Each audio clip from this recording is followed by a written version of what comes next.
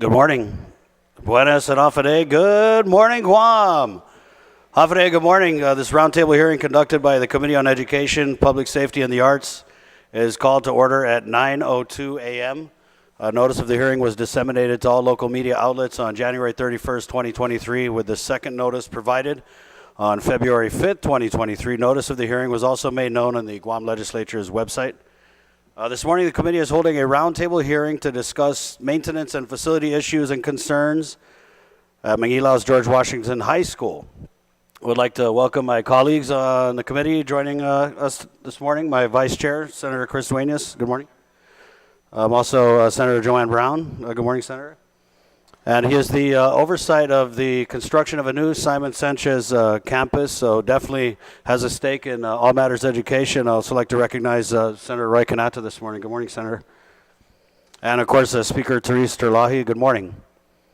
I'd also like to join all of our community partners joining us, both on the live stream and here in the public hearing room of the Guam Congress Hall. All hands on deck, exactly what I think we need to turn our schools around. So thank you again for joining us. And it is quite a long list. We have from the Guam Education Board, the Vice Chair, Ms. Maria Gutierrez. We also have members Peter Alexis Ada, also Dr. Ron McNinch. And consult my sign-in sheet. Some of you should have been doctors. We have, of course, the Acting Superintendent, Dr. Judy Wampet here. Good morning, ma'am. Thank you for joining us. We have the Deputy Superintendent of Finance, Franklin Cooper Nurse. Also, we have Deputy Superintendent Ms. Erica Cruz joining us.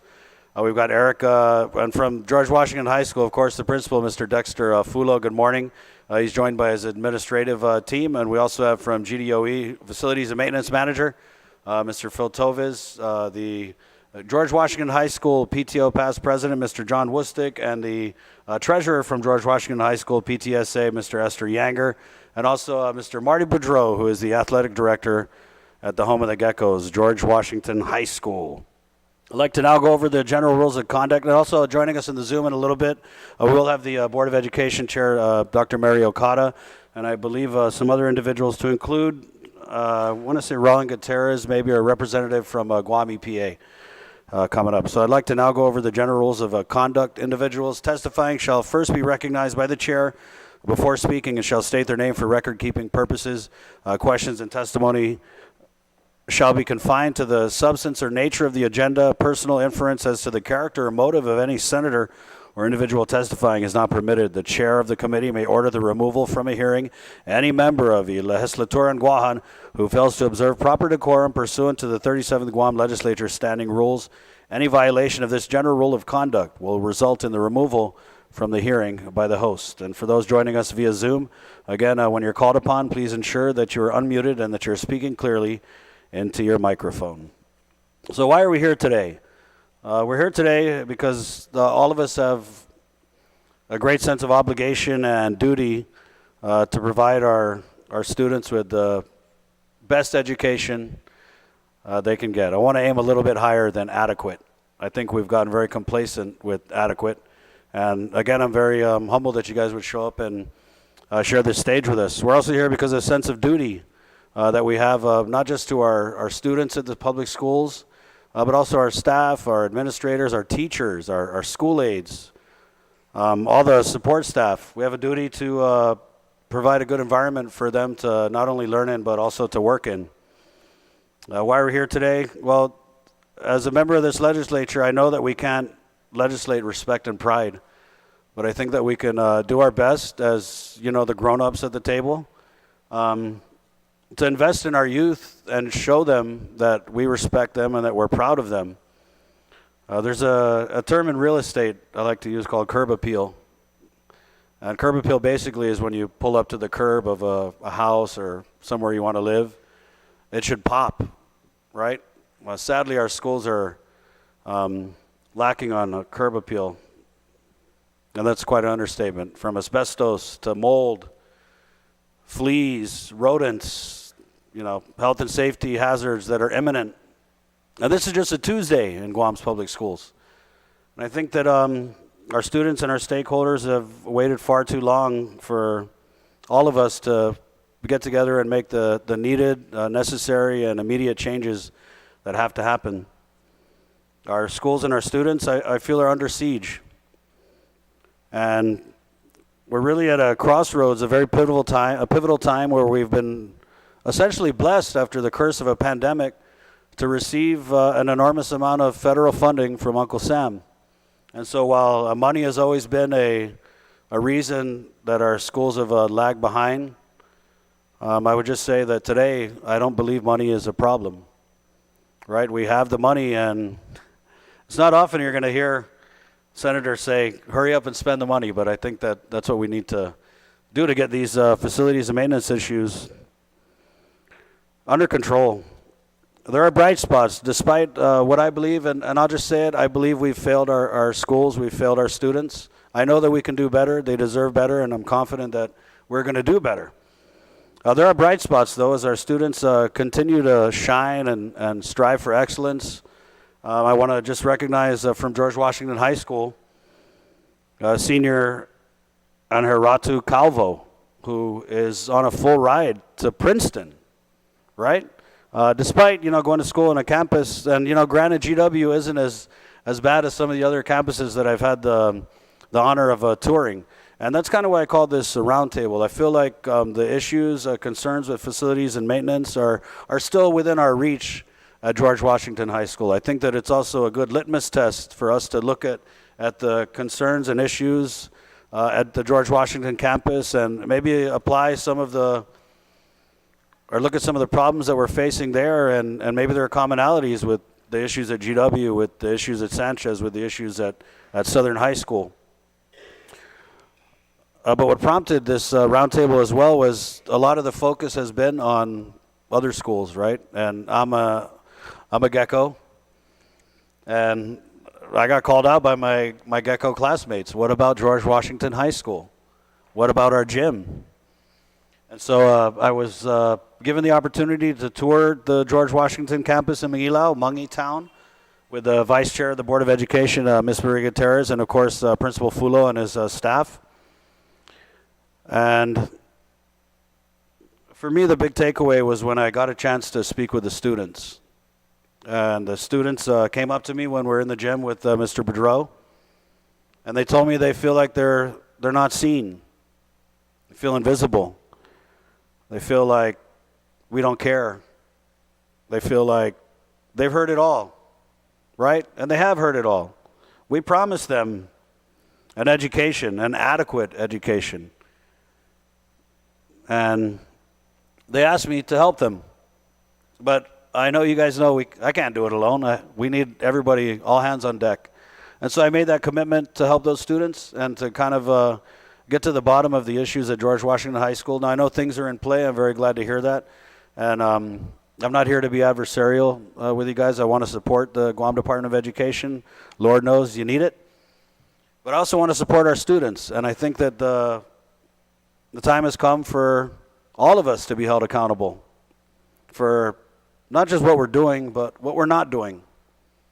And I think it's safe to say when you take a look around our public schools, there's a lot of things that we're not doing.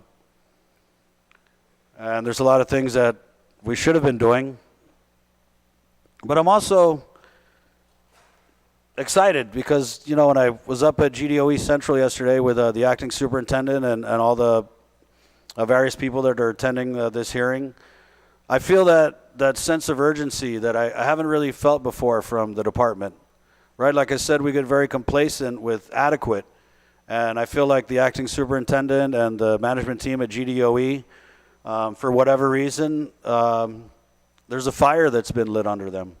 And I think it's time for us to get out of the hot seat, off our noggin, and out here to these schools to show these kids that we do believe in them.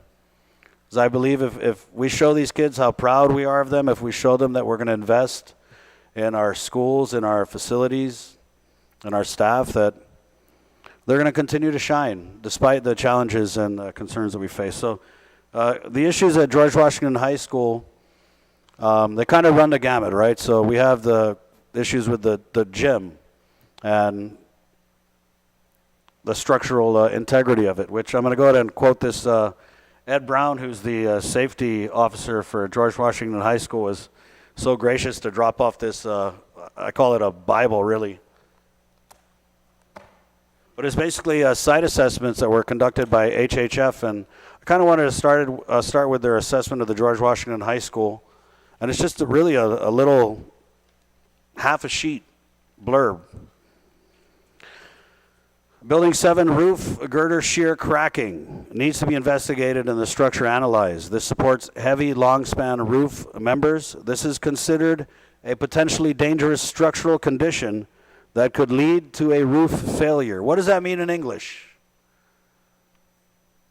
To me, that means our schools are about to fall down around our students' ears, right? FB Leon Guerrero, that's exactly what's happening. Simon Sanchez High School, when the roof leaks, the ceiling tiles get soaked, they collapse onto whatever's under them.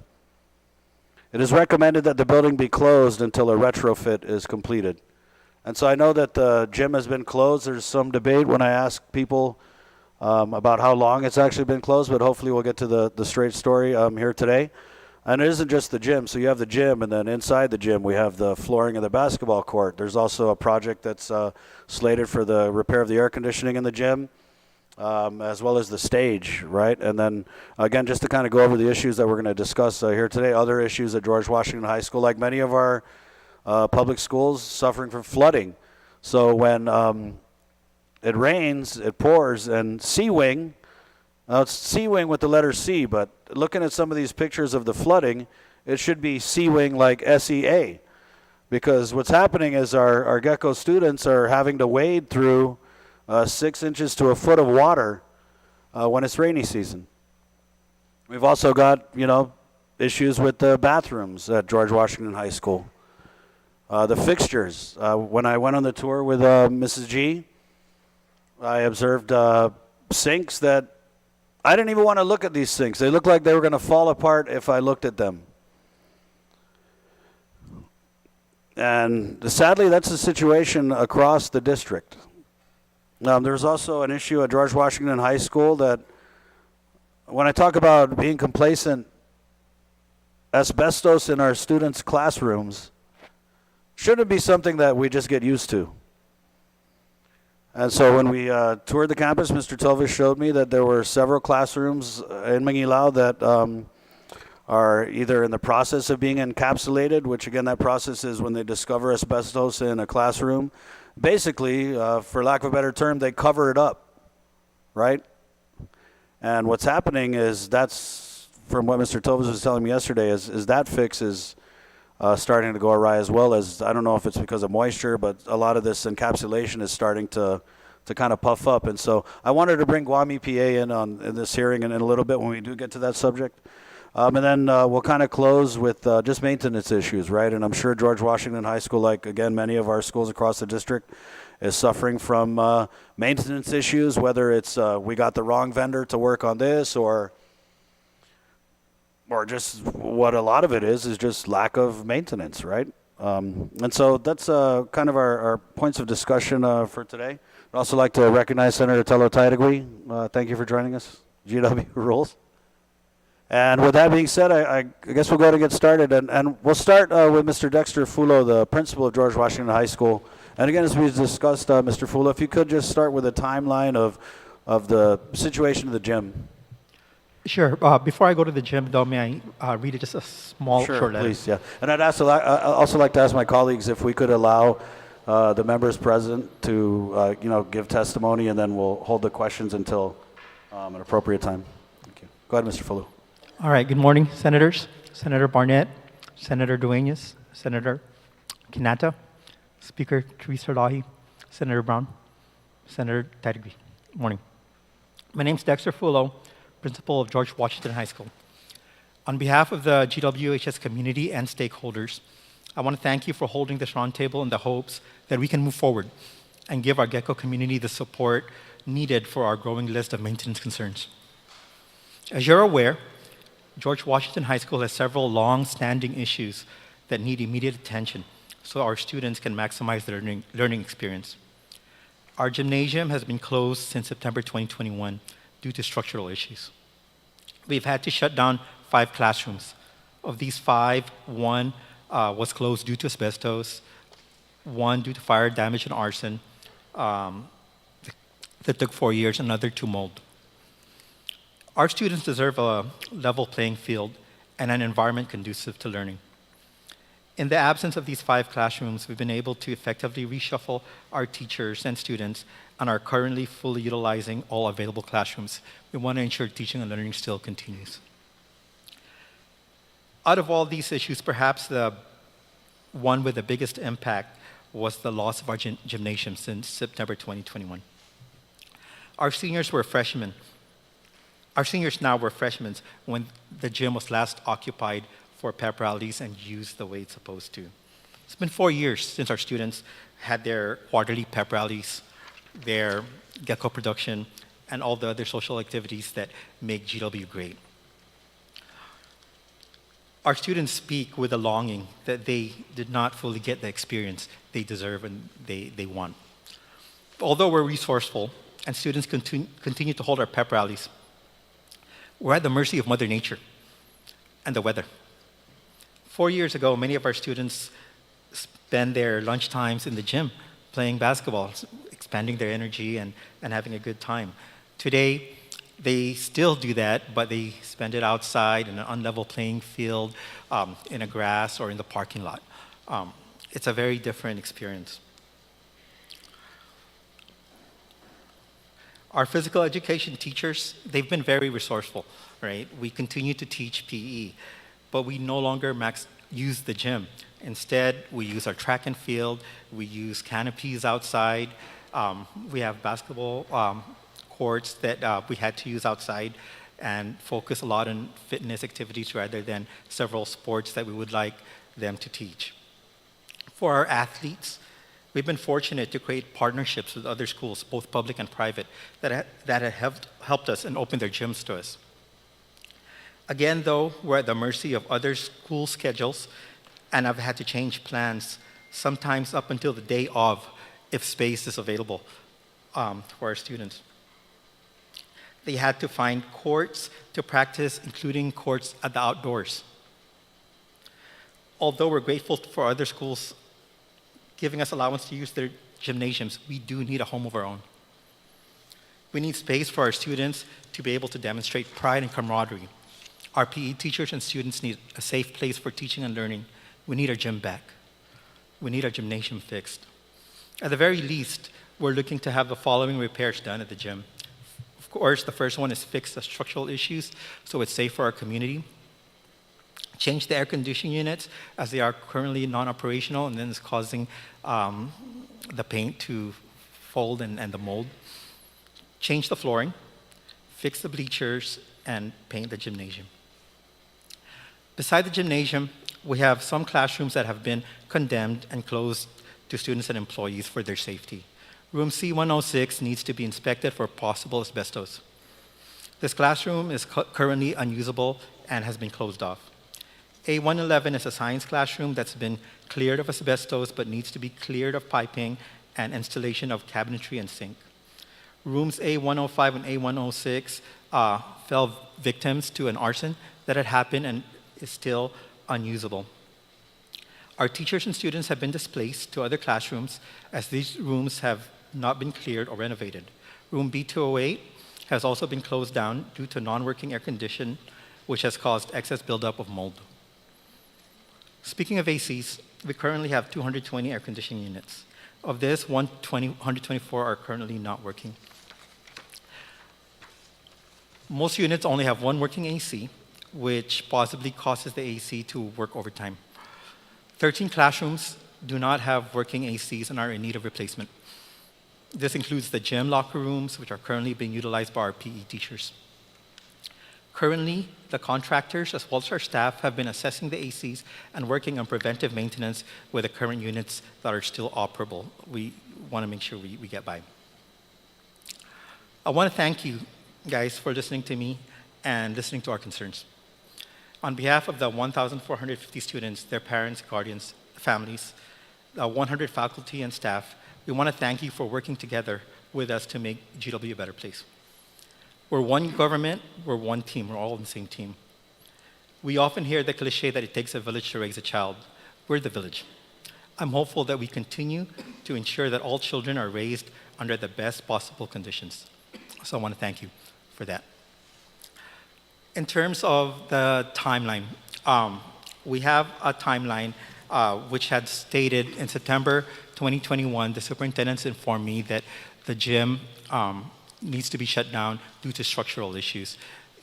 I immediately met with our AD and our PE teachers to explain to them to have an action plan in the hopes that it would be fixed by supposedly 6 months to the end of the year. And we planned for such time. There has been great communication up until December with facilities and maintenance, as the contract was there became issues that were beyond our control. We didn't know what the status of the procurement was, I guess, for whatever reason, and until now, we're still waiting for the repair of the gym. Thank you, Mr. Fulo, for your resourcefulness. I know that the conditions require, the staff, admin at all the different schools to be very resourceful, and so I commend you for your resourcefulness in finding alternate ways for your students to be healthy, right? Health is wealth. And so it's 2021, it's now 2023. If we could just get an update to maybe just cut right to the chase on the status of the procurement for this structural repair at the gym, because I've just heard so many different things. And whenever we talk about, also I'd like to recognize Senator Jesse Lujan. Good morning, Senator. When we talk about the issues at GDOE, the number one thing that comes up is the procurement. And so I don't know how many procurements we've been through with this project, but I understand that things might have changed from when I went on the tour. When I went on the tour of GW, I was actually happy to hear that we were close. I mean, they had said there had been an award, and I relayed that to the students. And come to find out yesterday, it's a case of, open mouth, insert foot, because that's not the situation anymore. So I understand that there might be some things you can't talk about because it may be an ongoing bid. But if you could just give us a little history of the procurement and tell us where we are now, Mr. Phil Tovis. Hey, good morning, Senators. So just put the mic I'm closer. sorry. Yeah. My name's Phil Tovis. I'm the facilities manager for DOE.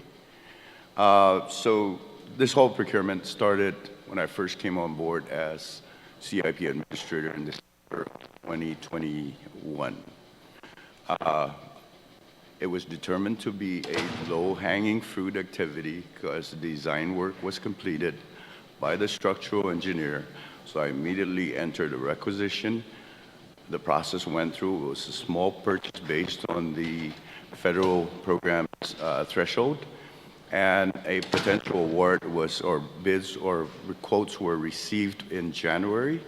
The intended award was processed, went through the process. It got red tagged by the folks downstream.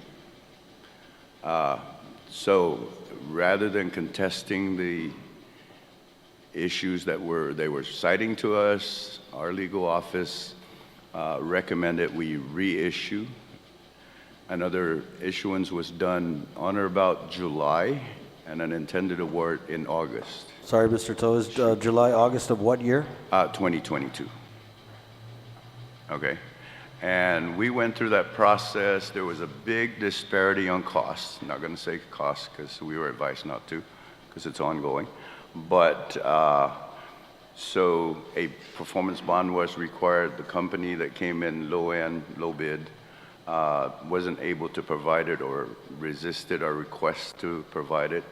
And so after many attempts to do that, legal again recommended we go back out for a new bid. So in the last weekend, I wrote up the design documents are all there, the specifications are all there. Part of the SOW that I did was putting out a new scope of work, and this time incorporating the requirement for a performance bond up front. That should be able to go out this week so I'm working directly with one of the attorneys to make sure we get this thing out and clean and so we can fast track the procurement process and the award and construction. So I would say in about 4 months, we should have a good working contract, and construction time was always called out at 90 days for this project. So you're talking about 7 months total as far as time frame. I'm sure you can understand that there's probably a lot of skepticism with that figure because, it's been 2 years. But what is different this time? Well, this time we're reaching out to more contractors, hopefully. So there was a cost estimate that was provided at a certain level by the structural engineer. The bidders that came in previously were so much lower, and the higher bid was so much higher that it brought red flags. Okay, I mean, they're new startup companies. We don't know their capabilities. The reluctance in awarding something like that with no known references was part of the reason why this kind of got drug on and not outright awarded. So this time around, we will reach out to known, reputable contractors, so we have a good slate of contractors to work with or to select from.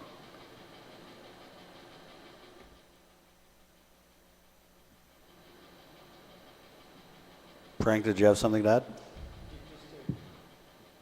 If you could state your name for the record. Franklin Cooper-Nurse, Acting Deputy of Finance. Just to reiterate the position, because I understand the frustration. When we were, and as I assumed the acting, and so did Phil, he was acting in CIP, we were aware of the assessment. We were aware of the work that was previously done. We were confident that it was going through the process in the correct manner. When Phil says that he's referenced that it got caught up in downstream, it got caught up in legal review. So as we go through our contracting, it goes towards the AGs. The AGs went through this, flagged it, based on our legal counsel's advice, and to protect the interests of the department. In January, we reissued. We went back out to bid, and we went back out to bid again, as Phil elaborated on the process. There are still some concerns, and concerns in the bidding and the process. So currently, that RFQ, Phil has that out. We are looking at a kind of express timeline, but the best timeline that we're looking at is possibly 4 months. Again, as we internally do our procurement process, it still goes to AG review. So based on the structural assessment, based on the quotes that Phil's been able to put together, we anticipate approximately about a 1 month time internally, and then we give the AG their timeline again to review that process. But this is the third round that we're going back out for the same procurement. And to answer your question, what's different in the process is we have made some internal adjustments. Phil has increased his scope in looking at different vendors, and we're hopeful that this process does not give us any procurement challenges moving forward. Have you guys had issues with delays when these procurements hit the Attorney General's office? There's certain things. There's always going to be the process of review. Is it the most efficient process? Possibly not, but it's a process that we are kind of embedded in and operating through. So yes, I think that we can improve efficiency. We do have our legal counsel who's sitting at the end of the table.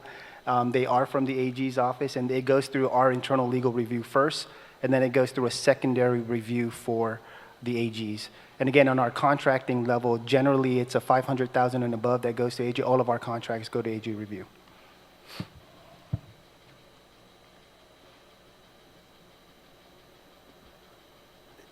Can you explain why is it your contracts under $500,000 go to the AG's office when you have your own in-house counsel?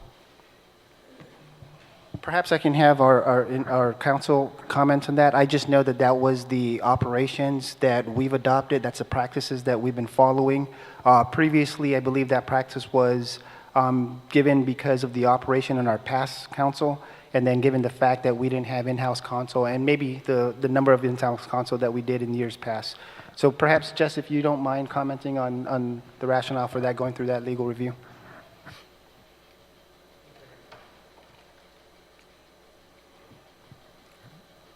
Good morning, Senator Barnett.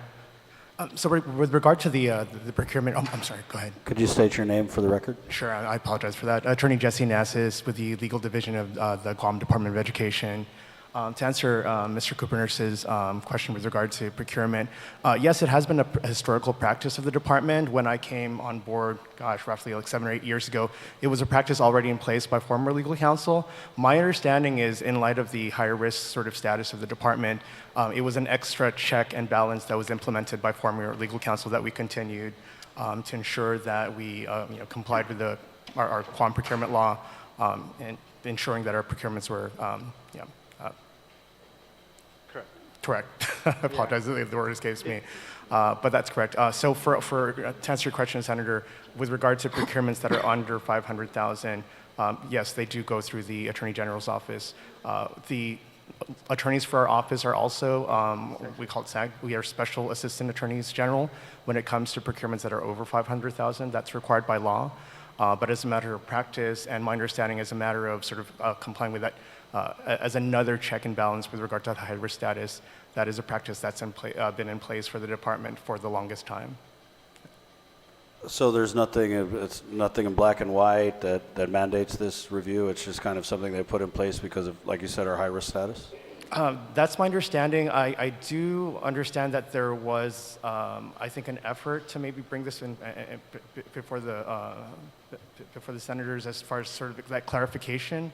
I think it was as recent as a couple of months ago, but I think that attempt to sort of amend the legislation, or maybe not necessarily amend, but clarify that, I don't think it moved forward. I don't think that passed. But there was an attempt to clarify that when it comes to procurements under 500,000, specifically when it came to the federal funds related to COVID, that would be able to expedite that process and not have to go through I mean, obviously, a more extensive, a longer process when it comes to the other procurements, but that attempt failed. You said that this was an added check and balance.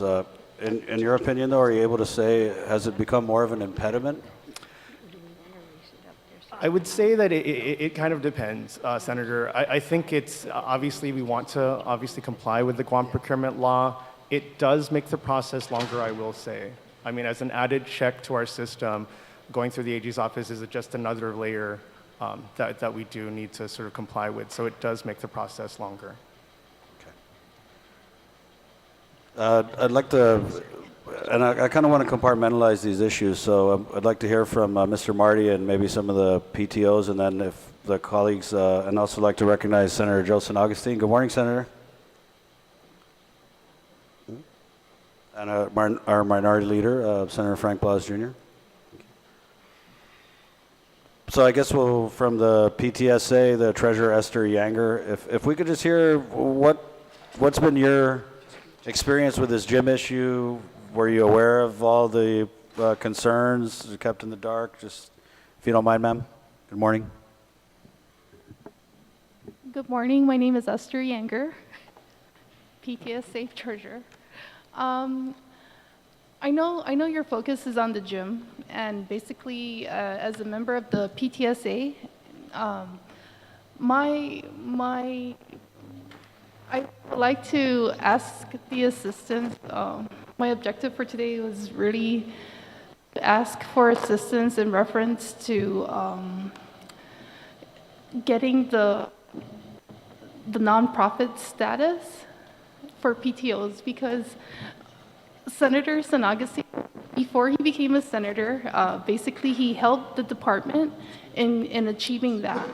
You know, a lot of the PTSA, we're not certified accountants, and sometimes when we go to Rev and Tax to try to comply, we are asked to, with my experience, we are asked to account for all the years that we weren't treasurer of the PTSA.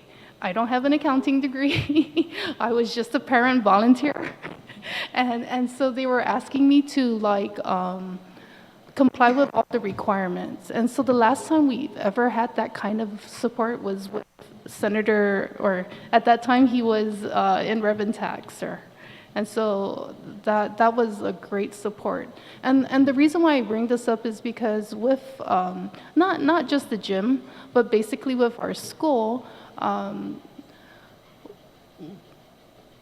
we are used as an outlet because the school cannot go out to the businesses and ask for donations and stuff like that. So in order for us to be in compliance, because it's only fair for our business, for our community to get that tax break. And so that's my, I mean, I'm listening to the issue, but for the support needed for our school, I'm hoping that we could, or at least before I turn my position over to have that classification with your guidance. Thank you, Mrs. Yanger. Yeah, that's a subject for another time that I'm very excited to look into. It's very creative, and I'm glad that you're thinking outside the box. Maybe Mr. Boudreau, if you could. Okay, take it easy. Use this one. Morning, everybody. Tell us the impact that this issue with the gym has had on the student population under your watch. Okay. Well, first of all, as Mr. Folder was pointing out, the regular students and the non-interscholastic sports students, they don't have a gym. They don't have a classroom. We can't have functions of any type unless it's nice and sunny outside. So that hinders all the students at GW, every one of them. Okay. As far as sports go, it's been a nightmare trying to find places to practice and have games. I really have to give thanks to Father Duenas. They have helped GW a lot. And now that the pandemic is over, UOG is stepping up to the plate. So we have, for right now, basketball season, we have practices at UOG and we play games at FD. But we can't play all the games at FD because of conflicts. So then we go back to UOG for games. In the past, we had basketball practice outside at the Teason courts, Teason High School courts. We played maybe 1 or 2 games at Teason last year. We played a game at Antolon. We played games at Academy. And I think that's about all the schools. And there's been schools that I've talked to, but I don't understand this, they don't really respond. And I don't want to say what school it is. I'm not here to put anybody down. What I really want is to get the gym fixed. It's been way too long. We've heard all kinds of stories why, and then we hear stories about it's going to start, and we never see any action. And if it really, I can't say enough thanks for FD and UOG for helping us out. Without those 2 facilities, we wouldn't have interscholastic sports at all, because we have no place to practice. We need it. We need the gym bad. Okay? Thank you, Marty. Before we throw it over to the colleagues for any questions, I did want to recognize the board chair, Mary Okada. Dr. Mary Okada is on the Zoom. We might hear from her in a bit, but I did want to engage Acting Superintendent Dr. Judy Wampat. I know when you got the job, I had commented that to say you had a lot of experience was quite an understatement. And so I know that you've hit the ground running in your new position as acting superintendent, and I know you've got a ton of experience. So I just wanted to get your assessment of this situation with George Washington High School specifically. Good morning. Buenas and Hafaday. I'm Judith Wampat, the new acting superintendent for GDOE. And I want to thank you very much for actually holding this roundtable. I appreciate it being a roundtable rather than an oversight, because only through a roundtable will we be able then to, come up with solutions. And like Mr. Fulo said, and I don't want to belabor that, but it is true. It does take a village to raise a single child. And since I've come in, I've been meeting with central office, the leadership, and I'm meeting with the principals today and tomorrow. And my mantra basically is that the focus has to be on the children. because we won't be here if not for our children. Now, this is a situation granted about GWA, but it's not just GW High School. GW, as you all know, is about 60 years old, and it's actually one of our oldest school other than JFK, but now we have a new school. Since I've been in, I've actually been looking very closely, yes, at procurement and at facilities as well, and maintenance. And for those of you, again, just to let you know, when I was in the system, we used to have 36,000 children. We're down to 26,000. We used to have over 100 maintenance and facility workers, and we're down to 25. So, and I'm not saying that, because of the fact that we have a very low number, it is something to let you know that that was one of the things that I've been pushing for, is to get the announcements out. I made a pledge to maintenance facilities that I will fill. I would announce and fill every single position at F&M, facilities and maintenance. In addition, when it comes to procurement, because everybody's throwing procurement under the bus, is that I've also spoken again with other individuals within the government to get their assistance so that we'll be able to process this. Because we're not dealing only with the millions of dollars from our local funds, but also federal dollars. And we have not expanded, of course, our personnel to be able to handle, all those requisitions and go out with bids. My biggest concern is I do not want a protest for any of these bids, and we are working very closely with our legal counsel. We're working very closely with the legislature, as a matter of fact, to be able to have Simon Sanchez, proceed with the process and avoiding a protest by, fixing some language that we consider problematic. I have assured you yesterday that, whatever you need from the department, that we are ready and willing to provide the documents to work very closely with you. I will also let you know that the board basically has told me that one of the things that are very important is to do an assessment of the schools and DOE and to hold everyone accountable. So it's going to be from the top down. So the board will hold me accountable, and I'll hold my deputies accountable, and they'll hold the divisions accountable, and they'll hold the principals accountable. So it's everyone. So that's the pledge that I'm basically, giving you. I can't promise you I'll fulfill everything. I only have 5 months, but I will do everything I can with my team. Thank you. Thank you, Doc. Yeah, and I have heard a lot of good things from the board members, that you've been knocking on doors and going into warehouses and calling things out and making that pitch for more accountability. So I got to say it's refreshing, and it's good to hear. Thank you. And if I may, I know it may not be because exactly GW, but it's really all of the schools, is that a lot of problems that we need to do for GW in terms of air conditioning, electrical, plumbing, are the same for all of our schools. And I've already started to speak to the leadership of DOE specifically about the ARP monies. We have ESF and we have CG, but ARP is the only federal dollars that we have that we can actually use for facilities.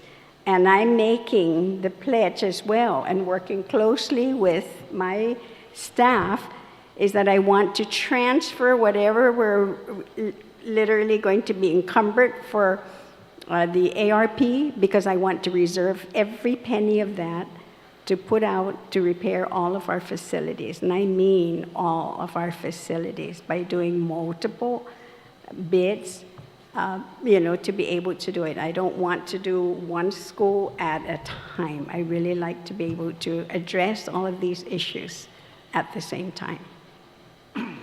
When you say you'd like to use every penny, how many pennies do we have left? Oh, I didn't bring that with me. Well, it's 121 million. CIP was actually only 76 million that we have identified, but it's insufficient, of course. The Army Corps of Engineers at one time estimated 90 million, and it has gone up to anywhere between 110 to 140 million now to address all of the facilities, meaning all of our schools. There was an article with the board chair, Dr. Mary Okada, had said that we don't have enough money for all of the projects. Is that accurate? That's true, yes. So how short are we? Well, if we're going to go with the number from Army Corps of Engineers, and I'll take the high end of 140, and we only have identified about 76 million for CIPs, then you're right, that's what we're short. However, I am looking at all the different requests from the different divisions requesting to use the monies elsewhere, and I'd like to pull all those back, and if possible, whatever their requests are, if it can be covered under ESF or CG, then that's the plan. I want to free up as much money as I can, ARP monies, for facilities. Thank you, Doc. And I'm going to go ahead and open it up for questions, and then before we move on to the next subject, which would be flooding, and then we'll discuss the bathroom issues and asbestos in the classrooms. And I do want to recognize my vice chair, Senator Chris Duenas, and give you dibs for a question. So good morning, Vice. Mr. Chairman, and thank you everyone for being here this morning. We're really important that we come together like this, and Chairman, thank you for doing this. I do agree that this is the best way to handle this, to come together and do it in this way. Speaker, it was very, refreshing to hear you jumping on this and moving forward on making sure the ARP funds are fast-tracked and allocated to get this job done. Hopefully help is on the way. I've introduced a bill for $30 million to replenish what was used for the pay raises, and I've got great support from several of my colleagues already to make sure that we can make up for that difference as well. I think there's no question the money should be there for that, and you should have that. Frank, I'm hoping with the, Mr. Kupeners, I'm hoping with kind of your optimism, and I'm glad we started with the gym on this procurement and with Mr. Tovis as he's discussed, the first, the second, we're counting on the third being the charm. Do you see this then as being a progression in terms, because I agree with you, Speaker. I really think that, and I'm glad the chairman, this was his intent when he discussed this with me, that we were going to be doing this, was to establish and work with George Washington at this point, because as you've said, I think we're going to find this throughout the system. But Frank, if this one goes pretty smooth, like it looks like it's going to, maybe the team just gets together and continues to say, look, guys, we've found this sweet spot of turning this stuff around. Make sure your projects are in order. Make sure it's tight in terms of what needs to be done. Make sure we get the RFP out well to where it's responded to well. And then, this is the trick in terms of how it really navigates the system so we can pick up steam on this. Do you see that? So let me address the first part, because the bill was absolutely, I think, critical for getting the necessary support. So I really do appreciate the sentiment and that support that we're seeing from our the legislative body and our senator and our oversight. So if I can just make a very important point, as our new superintendent elaborated that she is going to redirect our ARP funds towards CIP. The critical nature of supplemental and support funding is because you have to understand that our CIP does come with an expiration date. That date is that date is 9/30/2024. So as we move through these processes, we have to be timely. We have to find that sweet spot, as you mentioned, to execute. Because if we don't, we pay dearly in terms of access to available funding. So one of the things in strategy-wise that we've undertaken is, as we look to our facilities and maintenance, and our superintendent once again reiterated that she's going to staff those positions up. One of the things that we also did that was absolutely critical is because we do not have the in-house expertise for a lot of these technical work. There is an MOU that we've established, and I can see Bart is in our room. We have engineers helping us from GPA. That one, he's our in-house engineer right now, really doing all the technical work for us, reviewing scopes, doing assessments, getting that. So to speak to your comment on the sweet spot, yes, we've learned. Obviously, it's a learning process when we get into managing $250 million worth of capital improvement projects, understanding that we were not equipped with engineers to get this through the process. We did make that MOU. We're exercising it to the fullest. The support funding is absolutely critical because as we realize that with procurement, there's a timeline. With execution of a contract, construction, build, that's a timeline. We want to front end our use of federal funds and have a back end solution just in case the amounts are greater than the amounts that we project for the total construction projects. So yes, we're working in that process. We have made several improvements.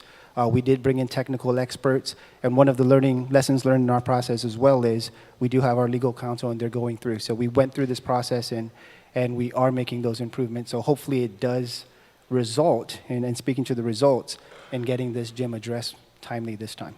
Excellent. And just one question for the speaker, and I'll let my other colleagues join in this as well, of course. Speaker, I know that in the former administration, when there was critical issues, we were able to work with DPW and other agencies. It wasn't necessarily formalized, but it was kind of an informal formal where the governor picked up the phone and said, hey, can we get some multi-agency stuff together, particularly just for the small stuff? I mean, the stuff that can just be done quickly, some of the things that could help them in terms of cleanups and getting things more tidy so that maybe the infestations and other things tamp down. Have you thought of that, and are you working with the administration on that? Yes. Yes, actually I have, and hopefully we'll be able to meet this week. But I am reaching out to everyone just to let you know, the National Guard, the Guam Contractors Association, I'm meeting with the Department of Labor, I'm meeting with the Guam Trades Academy, I'm meeting with other nonprofit organizations, and later with the Deputy Chief of Staff for the Governor, is to also look at all the different departments and agencies to basically adopt, our schools and to help us. I'm meeting with the principals this morning, but I also told Mr. Fula what I've done when I was the school principal. I looked at all my locator cards for the children, find all my parents who have any skills in any of those areas that we need to reach out to them as well. So if I'm going to say it takes a village, I'm going to bring everyone out in the community to come to help our school children. I want to let you know, in addition, that you can help in the legislature. At the time when we got the ARA monies, when President Obama came in, we had a limited time to use that money. I introduced legislation to have an abbreviated procurement process. It is law, and however, you need to take that same law and just change it for ARP so that we will be able then to quickly use, these monies that we have. And in addition, and then the reason for it is because I want to do, like I said, multiple RFPs. And I've met with my team also in terms of how we're going to do this. But one critical area that we need to address as well, which we don't have, is that to hire a CM so that he'll be able to monitor all of the progress of the projects and the work being done at the schools. So, we're like Franklin said, we've learned from the past. We've never had this much money. Now we do, and we want to spend it because I don't think we're going to see this money again, especially for facilities. And I know, because I've sat in your seat, where rarely, I'll say it, we didn't give money for maintenance. We provided primarily for operations. We looked at salaries, and it's going to be different under my watch. Thank you. And I just think if we get that initial inertia going and get all of our partners get in there, the hope starts to build, the kids see it, the community sees it, everybody will pitch in. But just knowing on the top end, there's a real strong push down, and we're here to help. So, Mr. Chairman, that's all I have for now. Thanks. Thank you, Vice. And then I think we'll move in order of appearance. Senator Roy Kanata, you're recognized. Good morning. Hafide, good morning, colleagues. Good morning to all the stakeholders here. We really appreciate you guys' time to come out here and help us understand the situations you guys are facing. I understand that these are not just situations relevant to my school, Simon Sanchez High School, but to all schools across the board. Obviously, the government has made significant investments into the salaries and, of course, not into the maintenance of all facilities, not only in DOE, but we've continued to have the same situation across the board with all of our government facilities. And we love to have beautiful buildings, but we don't put the investment specific to maintenance. Obviously, the Mayor's Council was once upon a time responsible for the upkeep of grass and whatnot, right? But at some point, we need to realize that gas continues to be inflated, and the Mayor's Council, you know, is pushed to be responsible, but they don't have any funding mechanism to support that endeavor. The PTO, I understand, has a lot of fundraising efforts alongside with every class. Every school year, we have fundraisers and activities to generate funding revenues to support whatever the class wants to help fix, right? And I only say this because I was a shark, and as a fellow shark, we shut down the school because we were tired of seeing the facility in disrepair. Honestly, I didn't want to go to school anymore, but the only way that you're going to make a difference is if you actually step up and make a difference. And I hope with all the colleagues here that we all understand that we need to work together collaboratively to ensure that we are not just putting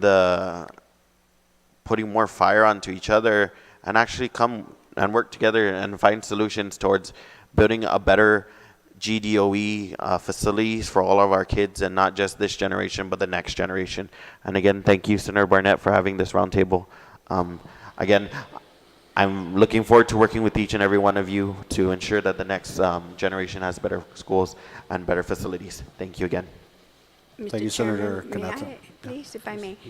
And I want to say that I totally agree with Senator Kanata. And one of the things that the department has already done is that they've actually outsourced. I mean, we started out, yes, with the mayors, and then it's outsourced now. So we have a contractor for grass cutting, we have a contractor for pest control, and we also have another contract for, what's the third one? Janitorial services. Because we don't have the employees to be able to do this. We know that the biggest problem with our schools, aside from those three that I mentioned, will be the maintenance. So, and along with that too as well, is something that I'm discussing with my team, is to be able to, after we've done the facilities, the repair, is to actually have contracts as well out for our facilities, aside from, you know, the three that I mentioned. But for minor type, you know, issues, then that's where we need to beef up the employees, the staffers in facilities and maintenance. Sorry, Senator, can I just add? You know, going to school, we again made a lot of significant investments. Personally, we did a lot of fundraising activities. So Simon Sanchez High School looks like the DOC of GGO, okay? So when we fundraised to get painting, fundraised for toilet bowls to be in place because DOE had no money to get these things. So we did it, right? But again, you guys are doing your best, right? But the students also need to be responsible and take ownership for the facilities. You know, we buy a toilet bowl again, and then the following week, a student, for whatever reason, breaks the toilet bowl. And the toilet bowl is like $600 we fundraised to get, right? So again, I ask all the students, when these investments are made into your school, and parents, take responsibility for these actions your children do. And again, you know, this is a public school, but we cannot, there's a procurement process, and these bureaucratic issues are there for the reason. Because you want us to have 3 quotes for one toilet bowl that we can probably buy at Home Depot for $170, but you want these to be quoted 6 different companies, right? Understood. But these people need to understand that this is all about ownership and taking responsibility for even toilet tissue. Toilet tissue was once a gold mine during the pandemic, right? But a lot of the kids during my year, we were buying toilet tissue also for the classroom and the school, and then they're shoving it into the urinal. what is the purpose of having toilet tissue and urinal? Seriously. But again, please, students, parents, teach your kids some manners and help DOE and other public facilities maintain themselves. Thank you. Thank you, Senator Kanata. Principal Fulo, if you could, because I know we spoke about this on the tour. Senator Kanata is referencing an incident that was reported in the media wherein, like he said, a student had, or a few students, I think, had destroyed a toilet bowl. What came of that situation? So for that particular case, and I know many of you saw it because it went viral all around, immediately after we had seen the video, we were able to identify the student. We took appropriate action, but rather than expelling the student, we met with the parents and we ensured that they pay restitution as well as giving the students community service to clean the restrooms at GW. Thank you, Mr. Kanata, for bringing that up. It is true, we do our best as a school community, and we're trying to work with our students and teach them to take pride and ownership in the school. It is their second home. And we had a great number of students coming to our volunteer work. Senator Barnett was there as well the whole day, right? And by beautifying the campus, it's a good start to say, hey, we got a nice place, let's start maintaining it and keeping it. But it is a challenge, I believe, not just in GW, but in a lot of the schools. Right. Yeah. And I'll just go back to what I said in my opening.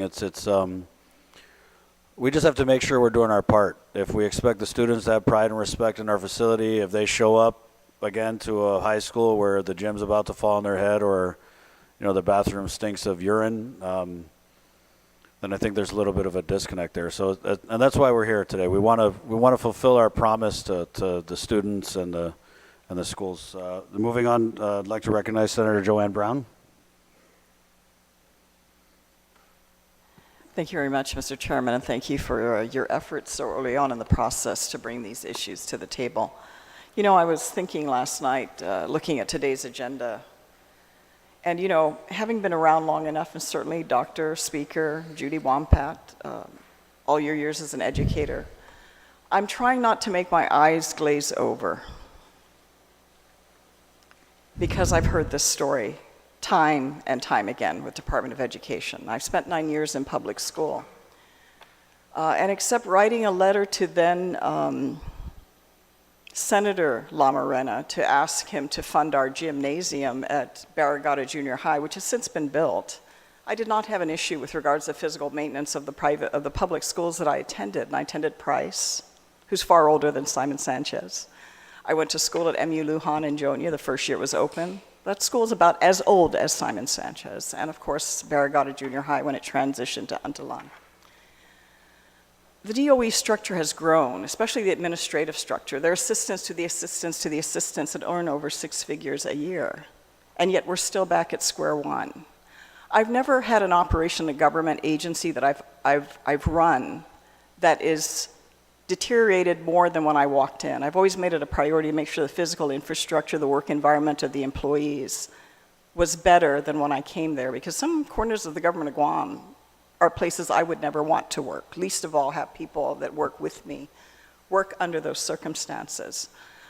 The budget for the Department of Education has almost tripled since the last time I served with you here, larger than any other government agency in the government.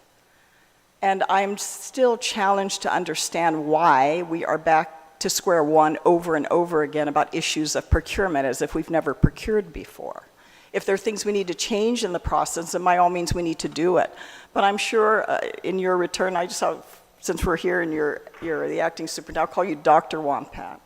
I'm sure when you were a principal of your schools, you saw every single corner of your school every day. And I do not understand, and no disrespect to you, the principal Fulio of GW, and I know it's a pretty sizable school. But I'm taken aback sometimes on how these issues get to the point that they become media issues before they get addressed. And why do they need to, or why does members of the legislature need to stroll through a school to determine that there's a problem that needs to be addressed? All of these things are reachable. All of these things are fixable. And I still don't understand why, with all the brain power that's here, including the elected board of which we created, we're still back to these issues. I mean, with the departure of the last superintendent, all of a sudden, all these issues are coming out of the cracks about deficiencies in the physical infrastructure that our children are expected to be educated in. That, to me, is a big question of concern. I mean, we can all be courteous and pleasant, and nobody here is responsible, but we're going to try and figure it out and work together. Let's hold hands and bond here. Let's be quite frank, there's an expectation of performance, and for those of you, and I can say it because I've run some sizable agencies in government, I've carried the heavy buckets of water, we do have an expectation that that be addressed, and I don't know if you as a principal have upteenth calls in your call log to Central, or if you have upteenth letters relaying it to Central, or who's ever what here to make those decisions to address how do we do it? How do you actually get the job done? I mean, the gymnasium didn't fall apart overnight. So I don't know what it is, because the faces and the titles change, the names change, and we're back to the same problems. And I didn't have an adverse experience in public school till I got to GW. I was a student there for 5 days and was not impressed. It's the first time I asked my parents, here I am, how old would I have been then? I would have left Untalan at the 8th, 9th grade. I would have been just 14, and asked my parents, please put me in private school, much to their pleasant surprise. That's the only reason I left public school. Because the physical infrastructure, this is before we had the strike, and all those students were consolidated before all these other high schools were created. So I don't know what to say. I really don't know what to say. The fact that we're here having to discuss these issues on physical infrastructure, on roach infestations, on the issues of proper sanitation. I mean, I know we'll have our issues to wrestle with public health, because we're finding out they're giving sanitary permits every year without physically inspecting the schools. And then again, those of you that are in the schools every day, how do we get to this point? How do we get to this point without having it addressed? We go to school every day and we're paid our salary every 2 weeks. How do we allow that to happen?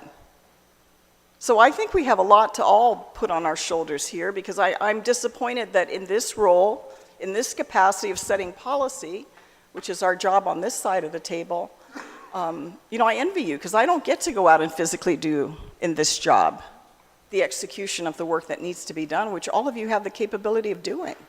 So yeah, we have an expect. I think the public has every right to have the expect. The fact that you're educating less schools in the productivity, and let's not even get into test scores yet, it's disappointing, to say the least. And I'm not here to preach, because I'm not your parent, but from a policy-making standpoint, it's highly disappointing. And disappointing more because we heard the previous superintendent was given excellent ratings, and more power to him. But then to find out now that that's not exactly what's happening in our public schools.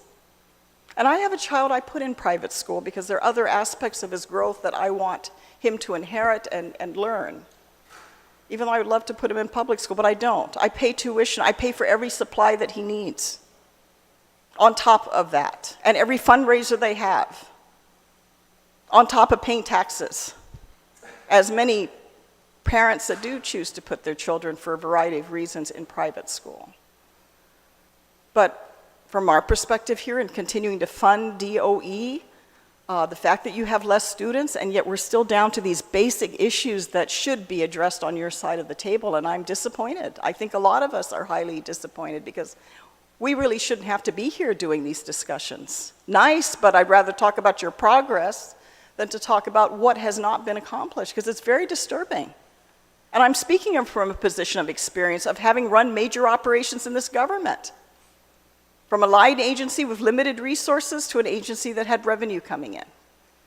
I just hate the idea to continue to see the idea, because we're holding up the umbrella and we're under education, that education on Guam and the operation and management of it doesn't get the level of scrutiny it should, because, it's about protecting and educating our children. Yes, that's important.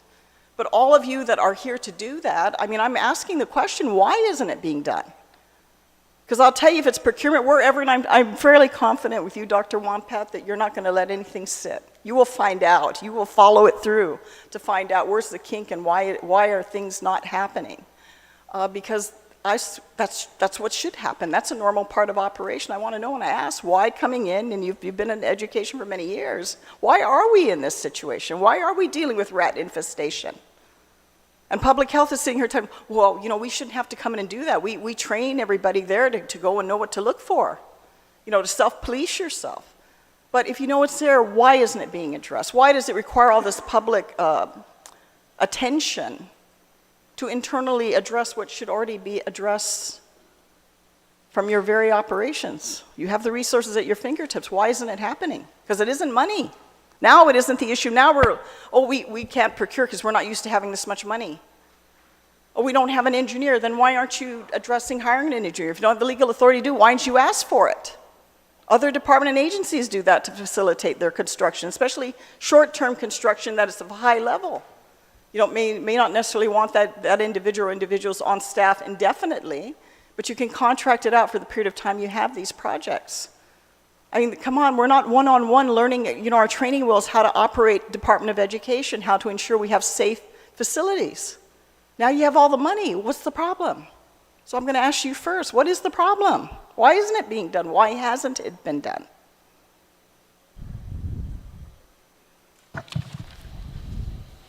I can't answer for the past, of course, but I do know. Well, can you at least answer why do you think these things have not been addressed?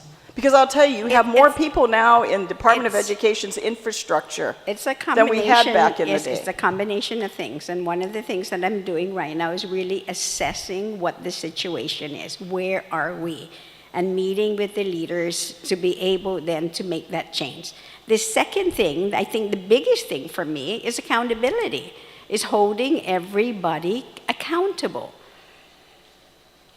And that's what I'm going to do now. I'm starting with myself. I told the board is I'm going to take the strategic plan in which they're going to use it to evaluate the superintendent. I'm not going to be here to be evaluated at that time.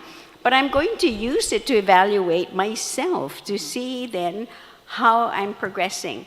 I met with my leadership team and I told them what I expect from them. I'm meeting with the principals today, this afternoon, and I'm going to do the exact same thing.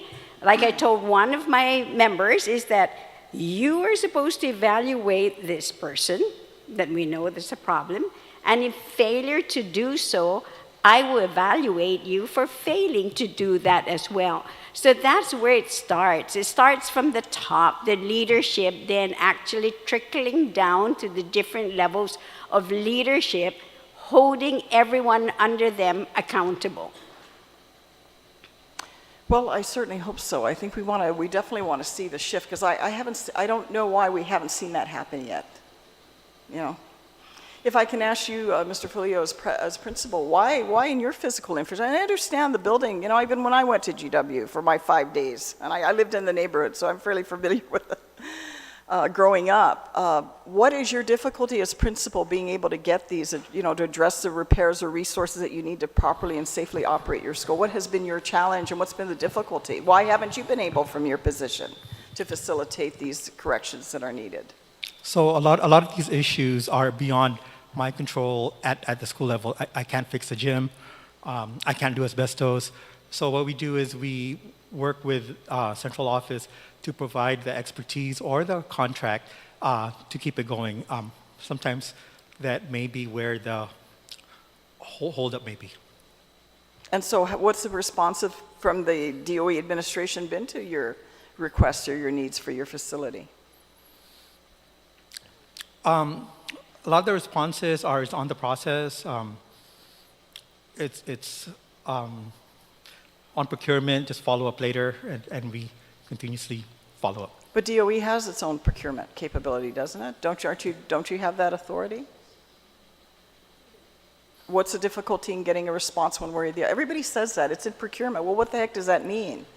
I mean, were all the documents, did they meet all the requirements to be able to announce? Is the funding there? I mean, there should be more concrete answers other than, oh, it's in procurement. That's like a black hole of nowhere. What does that mean? And then what ability do you have beyond that? You just told that and that's it. I'm going to go back to GW and we'll sit in it. I mean, I don't, where does it go from there? I do what I can with what I have. So as long as our students are safe, right, and education still continues on, we do what we can. We move classrooms, we use the library, we just do what we can until such time that the support comes. Well, and what do you need better than what you've been getting? Because again, there's no reason for this. I mean, I understand there are limitations. There's not an infinite of anything. But there just has to be more capability in your role, or at least getting the response. If you're not getting it, why aren't you getting it? What is it that you need that you're not getting? Because I'm basic education. I'm like, heck, if you can read, write, and add up, and we're hearing more and more, because we're also hearing, that's why at some point I hope, Mr. Chair, we get into with regards to what the performance is of our students in our schools, because we keep hearing in critical areas that we want to hire in the government of Guam, entry-level positions in law enforcement, firefighting. It's all these critical positions that our people need. Our people coming out of the system don't have basic capabilities. That's concerning, because if we're investing all this money, I'm at the point, hey, take it down. Maybe it's too big to be functional. Maybe that's something that needs to be looked at, because I know my son's getting educated for far less. It's costing far less to educate him. I'm sure he will do well, because as a parent, I'm right there. I do homework every night, whether I want to or not. But that's my responsibility. But if that can be done with far less resources and I'm going to get a better product, I have an expectation with all the money we're pouring into DOE that we're not putting in other operations of this government for performance. And if it's not happening, then what do we need to do to facilitate it? Because this is an old story. I'm sorry, Mr. Chair. I know it's your first term, but this is an old story for me. I've heard this too many times, and I'm at the point like, wow, I don't have a lot of confidence when I see and continue to see these problems creep up. And what's shifting? What's different? And is it too big? Are we like doing entire contracts of air conditioning for the entire government of Guam? Maybe we need to stop that. So all the other schools aren't sitting because we're trying to wait for some other thing in procurement to get it done. Maybe it needs to be broken down so it can be functional, because we're killing ourselves. Maybe we need to do it different. Because I don't envy you. I think you have a very tough job, but if we're not getting the response that we need, or if it's not working, then what's the solution, or what can we do? What can we try differently?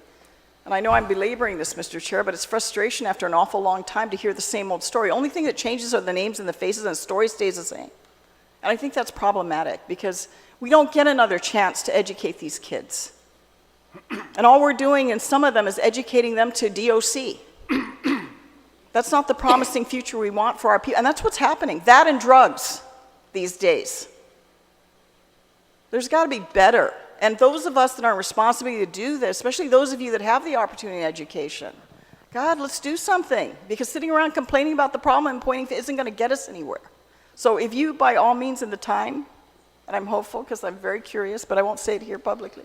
We'll talk on the side, Dr. Wampat. But I hope for the time that you're there with the department that you can help facilitate, or at least come forth to us, because you certainly have that capability. Oh, maybe the world changes. On what we can do to shift, because we definitely need that insight. I'm tired of hearing the same old story. I really am for the time I'm here. And if we got to blow up the system, if we got to take it down, if we got to rebuild it again, we have to do something, because we have too many children for a whole bunch of reasons that are slipping through, and they're not getting and receiving. And again, it's not just the school system. I understand there's a lot of issues with our families and our parents here, and their social structure breaking down. But we don't get another chance for these kids. And right now, it doesn't look promising with where we're going in our community. So I hope that you can come forth and enlighten us with that. If that's what we got to do as policy, I'm open to it, because I'm not happy with the current outcome. I think we can do better than where we're at.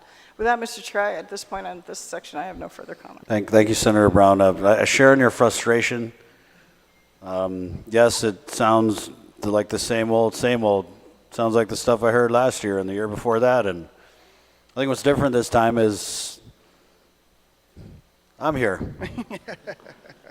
And I feel like it behooves me to sit down with you guys at this round table and find out exactly where we're at. And I'm not saying I don't know where we're at. I know very well how frustrating the public school system is. My two little ones go to DL Perez, where now the running joke is, did you get bit by fleas? It's not funny. My middle child was attending classes at FB Leon Guerrero until the ceiling started falling. Now he goes to school up at Ukadu High School. He doesn't even come home from school until 6:30 in the evening. So it is frustrating, and we do need to hold people accountable. But this is my first check-in with you guys, and so that's why I feel like, again, my process is I want to find out where we're at. Yes, I'm skeptical, of course. We talk about ARP funds. You know, $25 million of it went to raises. Do I support that? No. Did they need the raises? Yes. Limited term appointments, hiring. Heard so much about rampant hiring of LTAs with ARP funds. Saw the documents. They were submitted to the legislature. And it's frustrating because we're trying to hold you accountable, but in that process, we're discovering other things that you weren't held accountable for. And Mr. Fulo, I feel for you and a lot of the principals. You're not making six figures, at least not that I know. I went to Southern High, I went to a bunch of schools, and it's the same. You talk about hearing the same old thing, Senator Brown. These principals are all singing the same song. 220 air cons at George Washington High School, only 124 are working. According to my public school math, that's about 50%, right? And so whether it was Principal Meno at Southern High or Principal Fulo at George Washington High School or Principal Roberto up at D.L. Perez, the song that you're all singing is, we did our part. We submitted it to Central. We put it in the munis. Yes, we put it in the munis. And you're right, it's not your job to go out and do procurement. It's not your job to go out and fix air conditioners. It's your job to tell the people whose job it is to do that. And as far as I'm concerned, our principals are doing that. The buck stops at GDOE Central. And so I don't know what's happening when these issues are brought up. I know we have an SOP that before the beginning of every school year, you submit your laundry list up to GDOE Central, where apparently it goes to die, from what we're hearing. So we're going to get into more of the process on that, because it is, like I said, I'm hearing it from school to school, that the principals are doing their part, that, you know, they're constantly informing GDOE Central about broken air cons, broken toilets, broken sinks, broken gymnasiums. And you're left to manage facilities that are frankly unmanageable. Then when I talk to GDOE Central or members of the board, they're all too eager to throw our school staff under the bus. When again, I believe you're doing your job. And back to our colleagues again, Speaker Therese Terlahi. Good morning. Thank you. Sorry. After all of those.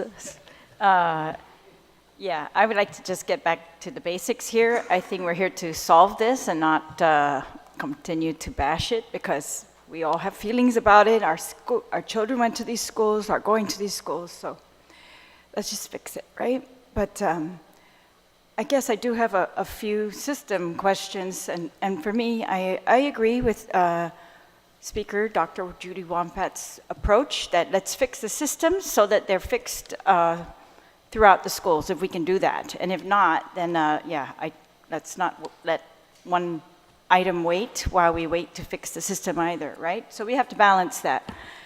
I just would like to ask the board members that are here, so the proposal to use ARP funds to fix these long-standing repair issues at the schools, is this a new idea? I mean, why is this sounding like a new idea and was not examined before? I guess I'd like to know from the board. Thank you, Speaker. And to the senators that are here, I am happy that you're here. Thank you, Senator Joanne Brown. I share. I am not upset for what you say, because what you say is straight to the point. Just remember that the board has no jurisdiction oversight on the federal funding. I hope that one of you will have the courage to look at that and give it to the board. Are you talking about the ARP? Yes, we don't have, Senator. That's why I'll tell you, there are when I saw this listing, oh, they got Bula Salapi. It wasn't coming from the board's mouth, okay? We are told operation stay out. Your policy board. All right. What did the board? So the ARP is under the superintendent and the management team. They have program manager. So just to let you know that before Fernandez, we had a visit from USAID. Before Fernandez left, he was directed, or it was a recommendation to transfer the ARP funding to Francopreneurs because he has no role in it. He transferred the funding, but did not transfer the people that are managing the funding. So right now, Speaker July, the board has no say-so in any federal funding. Local funding, yes, but not federal. Well, we've been told the same about ARP, but I'm asking the board if they have, discussed So it. now If they have made, tried to direct the superintendent, because that is the board's role, is to try to direct the superintendents, yes? We did. Then when Francis came in, and Francis also, and that's when Francis started, transferring the fund, having Francopreneurs handle it. When Speaker Wampat came in, the same thing that the chair instructed her, look at the ARPs. Where are those ARPs? Because DOE hires so many employees under ARP. So now she has to, she got her instruction, look at it, look at where you need that, because she told the board she wants that money to go to facility and maintenance. So that's our role. But we told that the superintendent, acting superintendent, to take care of that, because as board members, we have no. So you told the acting superintendent, but not the superintendent prior. Even before. So my issue, I guess, is, somebody mentioned earlier, oh, there's so much complaining, and we don't want to hear the complaining. I disagree. I actually feel like we've got a principal who's saying he can't find out the status of something. I think he should inform the PTO, should inform every teacher, every student, every board member, and you guys should raise your voices. It has to be. You cannot sit around, wait, be quiet. I think you have to do that. And if they're not responding, then that should be known. And we've been told we don't control ARP funds, so ultimately we don't. However, I don't think we're ever going to stop saying that we believe those ARP funds are supposed to be system changing, right? They had the potential. They were so large, we could change systems on Guam that really we could not do for years. Schools are number one, right? And so that should happen, and I'm really grateful that Speaker Wampat's willing to say that out loud and demand that out loud and put that on the record, that would be a great use of those funds immediately and a very eligible use of the funds, and then be able to use the funds in time, right? And so you've got that all on track. Just one more, Speaker. I know for those that are here during the 36th Guam legislature, when the educators pay raise, right, and asked DOE, where did you get the money? They took it from ARP. The board did not have anything to do with that. So I just want to let you know, okay? But I wanted, since you give me that time to talk, okay, I am one board member, and another, Ms. Benavente, we went out to the school before it opened. There is a list. That's the SOP 1700-06. This is what the school was supposed to prepare, the readiness. Everyone has a responsibility here. Yes, Senator Brown, when I went to school, to schools, I went to GW, and we saw those issues. And as we're told, this is operational. I brought this to the superintendent's attention during a work session, and I have been very vocal about it, even regarding the gym. Nothing happened. We visited school. I go into a school, and the toilet bowl, the urinal for boys, was very dirty. I even taught them, put sugar, salt, and tomorrow you brush it. So this, as board member, all we can do is bring it to management, and they have to handle it. You give us the authority to be a governance board, not only a policy board, and I'll tell you, we will put everybody accountable. But the only employee we have is the superintendent. Anything after, that's the superintendent. And I'm glad that Dr. Wampat is here because I've sat with her for 2 days. We didn't even eat lunch yesterday. We were discussing this, that she wants to put everybody accountable. And as I go out to the different division with her, straight to their face, I will hold you accountable. No more. Come and visit the warehouse and you'll see what's in that warehouse. Thank you, Senator, but I'm not going to get upset to any of you because I'm glad that you're feeling what I was feeling when I was going out to the schools. So who's responsible to oversee? There are deputies, so they should be responsible, okay? So, and the superintendent. But I'm sorry because I know Mr. Ada went to Southern High School. He found the same thing. Who's supposed to be? We have vendors. Who's supervising the vendors? Check whether it's clean. GW have how many assistant principal? Couldn't they go in and check that restroom that we found that the faucet is not working? Do I have to be the one? And I will do it. That's why I asked Senator Chris, let's go to, when he asked me, I want to visit school, let's go to GW. And I'm not done. Because the board has finally got to the point, okay, they're not telling us everything. They submit the report. We don't see this report. You want to know what is pending on CIP? CIP projects here. We don't see this report. I had to dig it out myself. And so 1700-006, that is the SOP for the school to take care.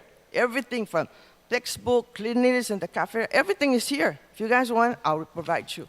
But thank you, because I am here because I also feel the frustration. As a board member, yes, I will take responsibility, but we have now an acting that she will take responsibility. And even if they say, she's not going to be only here for 5 months, how do they know? It might be longer. And I told her, never mind if they say, oh, you're only here for 5 months. No, how do they know? Because so thank the board you so much. acted. All right. I'm really happy that I'm here. I'm happy that the board is taking finally interest in visiting the schools and bringing these reports out and demanding these reports from their management team. But it is the board's management team.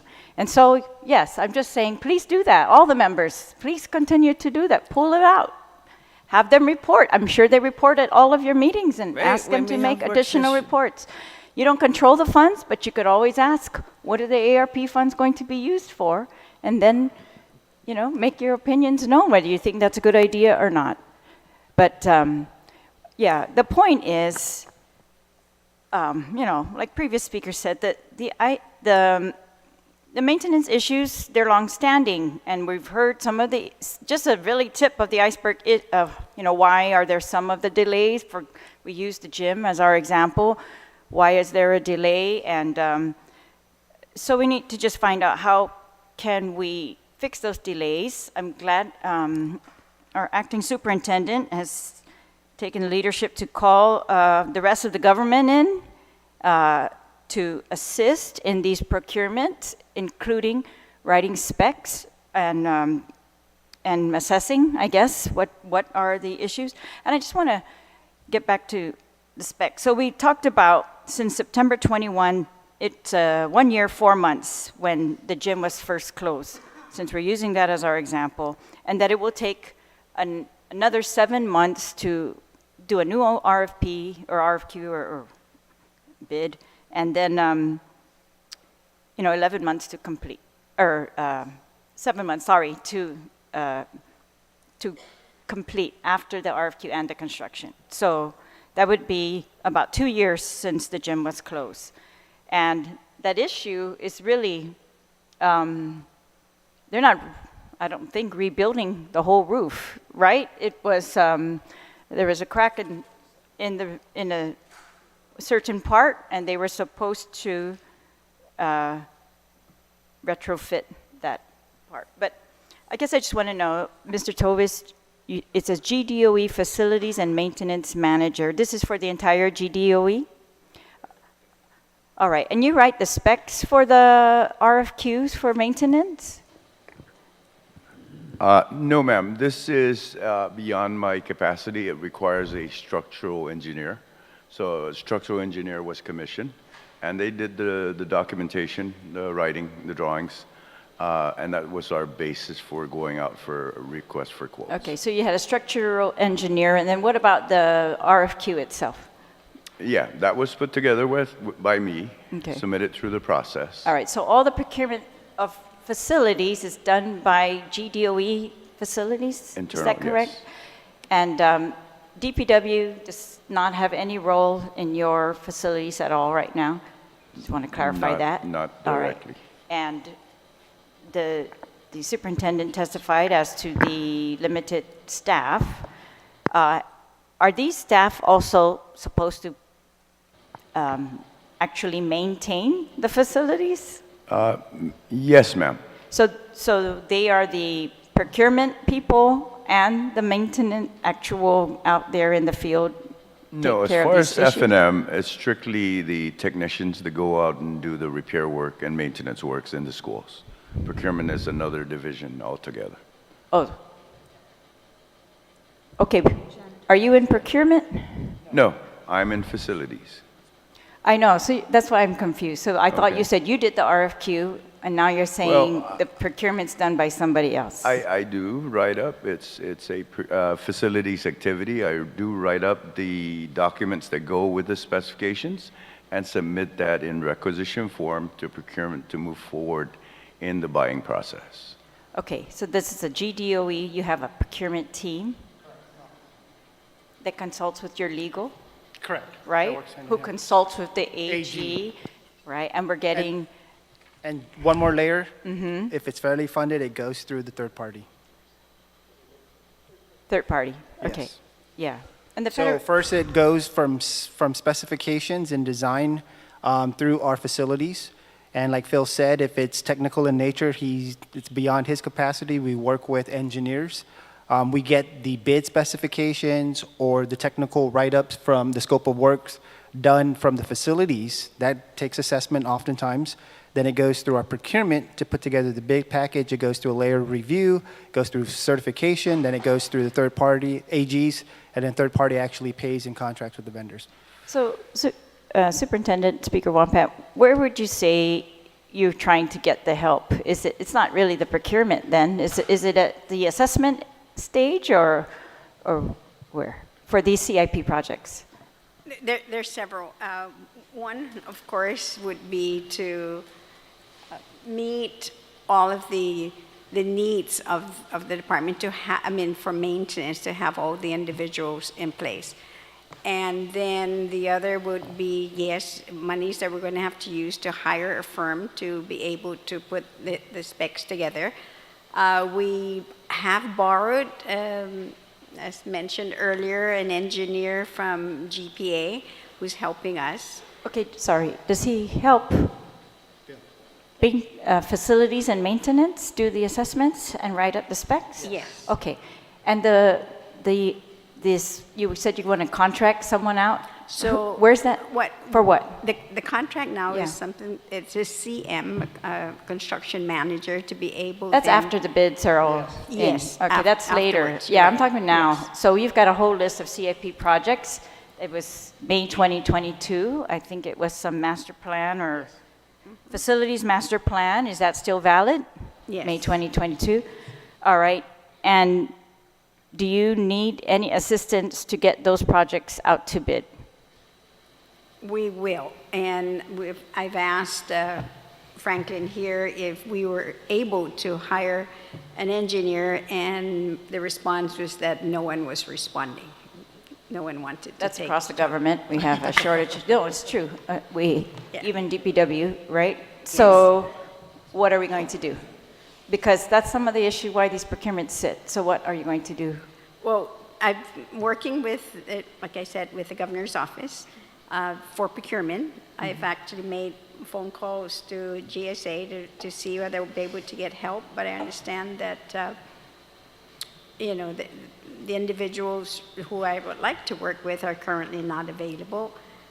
So I'm working with the governor's office to look at other procurement personnel throughout the government to see if they can help us. So that for procurement assistance again, or engineering assistance? See, that's why I want to Both. know. If No, it's just both. writing up the RFQs, you have a legal team, right? We need You can both, get yeah. procurement assistance across the government, but I want to know if it's engineering, because there are certain agencies that have engineers, Well, and I no, want to we- know if they've we- been we asked need or not. both. We need the engineer, of course, to help us, and we have an assistant, someone assisting us, one person, part-time, as much as he can. Then we'll have to pay for a firm, however, like what we did for GW. We had hired what's the name of the firm? HSS? HHF. HHL. To do Or what? F, to do the assessment. Of the gym alone? Of the gym, yes. Not the whole campus? No, no. So just the these gym. projects that are listed on your That was just the gym, right? master facilities master plan, are they assessed yet, or are you saying you're still going to go back to each one and reassess them again? Yeah, individually, you're right, they would have to be assessed. We have a general idea from the Army Corps of Engineers. So that's from the But Army Corps you're general right. idea. You need to go back for You're each one. right, All right, and all the right. cost. See, that's a whole huge delay. You did Did you do assessment? And sure. Okay, so in the HHF plan, there's several priority activities, and a lot of it is already included in our plan and the team from GPA. So it's Bart Cruz, who's the lead engineer, and Bart has 4 to 6 new engineers that he's training at the same time working with. Okay, great. So they've been doing the specifications for all of these activities, the bathrooms, the canopies, roof work, and some extent electrical and plumbing. Okay. So they're doing that scope of work, and we're taking those to bid. Great. So that's with a partnership with DPW. Yes, GPA. GTA. GPA, Guam Power. I'm sorry, Yes. GPA. That's It's, correct. You said GPA MOU, earlier. Okay, MOU, perfect. yes. Thank you, GPA, Yes. for that help. Acting, Deputy Superintendent for Finance, were the previous bids for this gym, were they close to the engineer or design estimates? You said you received design estimates. That was the beginning of the process. Did they come in close, or are they very far? So I didn't actually see the bids. I'm not part of that process. But in terms of the delay, I became aware of the spread, and the spread was very the gap was very The wide. spread is a different question, right? So you're saying some bidders... Yes, were they within range yeah. of the? Yes, they were. They were. Okay, Yes. so that's good news. Correct. All right, great. Okay, and so yeah, Speaker, I agree. If that process for the ARA funds, right, was supposed to, but there was a process for ARA, right? In years And past, that was yes. an expedited procurement process, and that could be used for ARP funds as well. I agree with that. That's what I've been asking the chair, whether we could use that for DOE in particular. Yes, because that For all was CIP specific projects. to DOE at the time. All right, and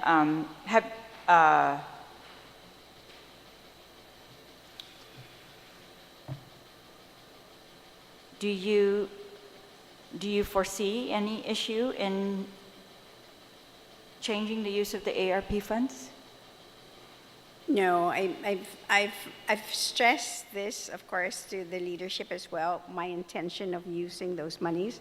So I'm asking them now to look at the monies that they have encumbered to try to transfer those to ESF and or CG.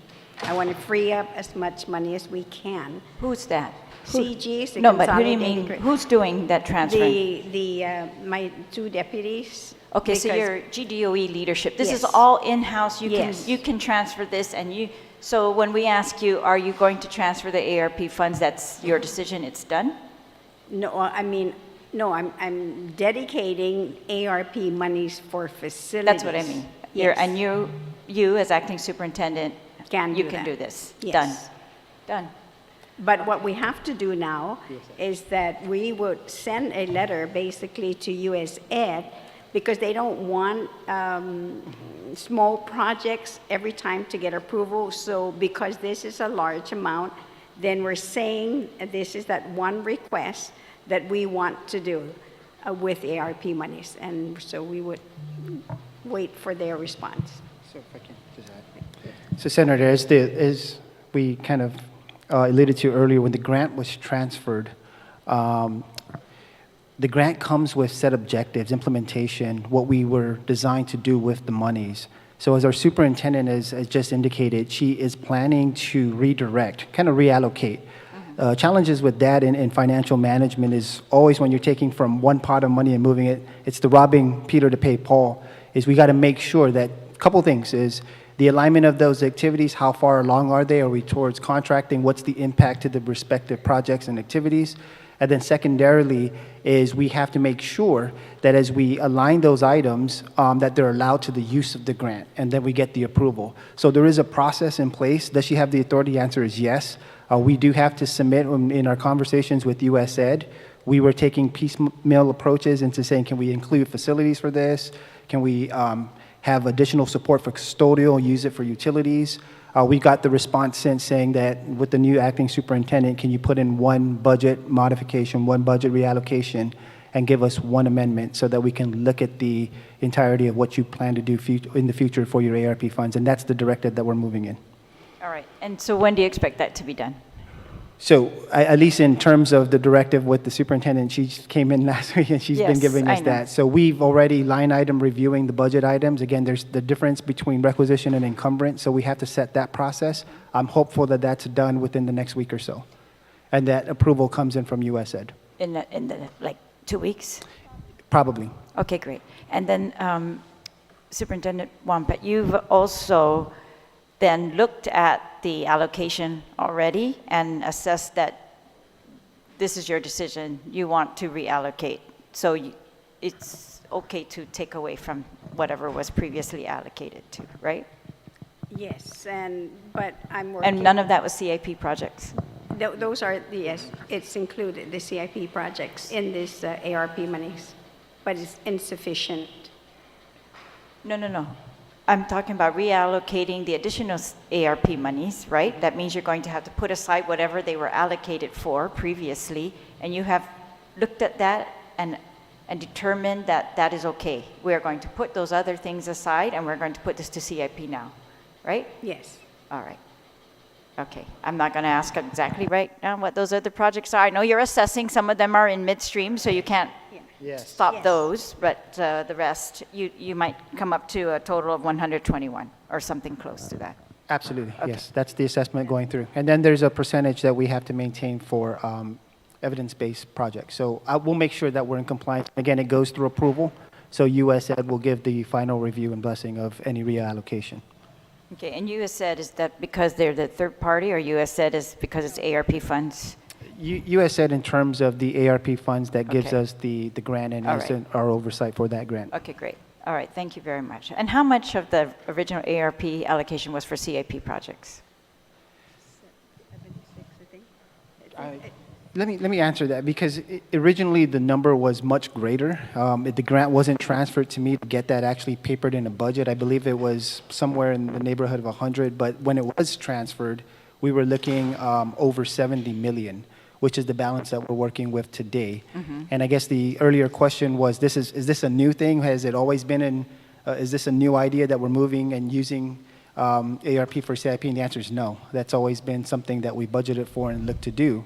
Understanding the access and the allowability of the funds was going to be applicable. So yes, it was in the original plans. Since it has since decreased, it has. We in the past, when we had to give these teacher pay and the retention pay, we pulled from CIP. Okay, yeah, so we got rediverted. Yes. From So again, if you CIP take to- the 70 and the Okay. 30 that we pulled, we were near 100. Okay, great. According to the master plan facilities, GW's total estimate is 15 million. That's for all of the improvements at GW. It just seems small in, in the big picture. But of course, GW is not even the first priority listed in their master plan. So, yeah, I'm just trying to get a big picture here. Yeah, that. Maybe if I can comment, because I know that Senator Brown, gave a very passionate testimony, and one of the things that she did mention was kind of the aging facilities, and this is the same problem with new faces, right? And I agree with the sentiment, but let me put some perspective on that. If you look at George Washington, and I think she referenced Barrigada, but which is Antolon. Antolon's 65 years old. These schools are older than myself. George Washington is 58 years old. The assessment that our senator has in front of him, that big document that he referred to as the Bible, that was done by the Army Corps of Engineers through HHF Planners, which is the design firm. That indicates a deferred maintenance issue of 110 million. So is it a same problem and with new faces? Yes, the same problem is our facilities and maintenance, and this is a perfect storm of what we're seeing right now, is you have aged facilities. No one can deny that. We have these facilities that haven't had the proper funding to maintain it. And what you're seeing right now is you're seeing an aged facility. You're seeing the decrease of an emergency response team in Phil's unit and facilities and maintenance, where it was upwards of 100 to now 25 people. We don't have a workforce to go out. If one school has an emergency and we have 3 plumbers, those 3 plumbers are taken away from any routine actively. So one of the things while we sit at the table is no one's going to deny that our facilities are in these positions. I think, Senator, you started the roundtable with showing these facilities. That assessment reports confirmation that this didn't happen overnight. This is years of deferred maintenance that we haven't addressed. The amount that was specified in that report was 110 million. Our conversations with HHF Planner says there's an escalation because that is dated. It should be somewhere in the neighborhood of about 150 million. So it's not a novel idea. It's not a new idea that we're using ARP towards facilities funding. That was in the plan. What we do need is a dedicated source of funding. And as you look at our budget, how much of that actually gets towards our facilities? We were running deficit budgets. We were going to ARP for power. Our personnel is ballooned to where we have almost majority of 80% of our budget still tied up in personnel. Critical contracts and support take up the rest. So there has been a limited amount of funding dedicated specifically for deferred maintenance of the schools. I do appreciate in terms of sitting at the round table and getting a solution. I would ask that a solution be provided in terms of a dedicated lockbox source of funding for deferred maintenance. That would be one of the things that we can do. If you look at the lease agreement schools, and I get this from the EFSC all the time, we go into these lease schools, we see that the maintenance of the lease schools are much better than the GDOE operated schools. Look at the lease payments and the facilities and maintenance amounts that we pay for that. I'll give you an example. JFK, $2 million a year. Can we get the local budget of $2 million a year for the 36 other schools? We don't have that financial support. So as we leverage ARP, and as I mentioned earlier, it's a limited solution in terms of funding. It will run out, and it does have a time. But past that, I'm not going to probably be the deputy forever, but I do understand the financials.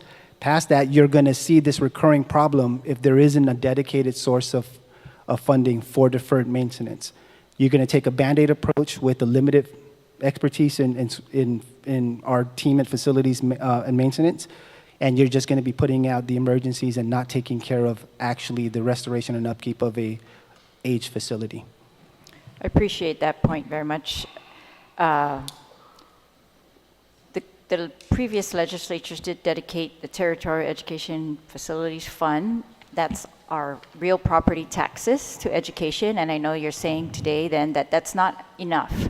That when you divide that up for operations and personnel, especially now, that you have very little left, or very little is allocated out of that for maintenance, right? Correct. Right. So I just want to make sure, of course, we have to look for additional funds. However, I think, we could just also look at the allocations and make sure that those are real.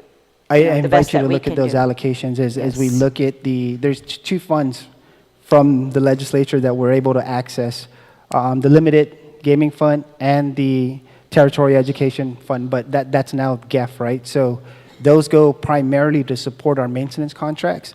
And again, those are very limited given that we're running into the ARP to support operations. So you're already taking a look at the financial position. I know we're going off topic from actual facilities, but they're kind of related, and I think we can probably have well, as we discuss the budget, we can go through some of these figures. I hope the principals come to the budget. I know they come, but if they should make sure and say at that time whether the budgets meet their school's needs on a school basis. Thank you. Thank you, Mr. Thank you, Madam Speaker. Senator Jesse Lujan, you're recognized.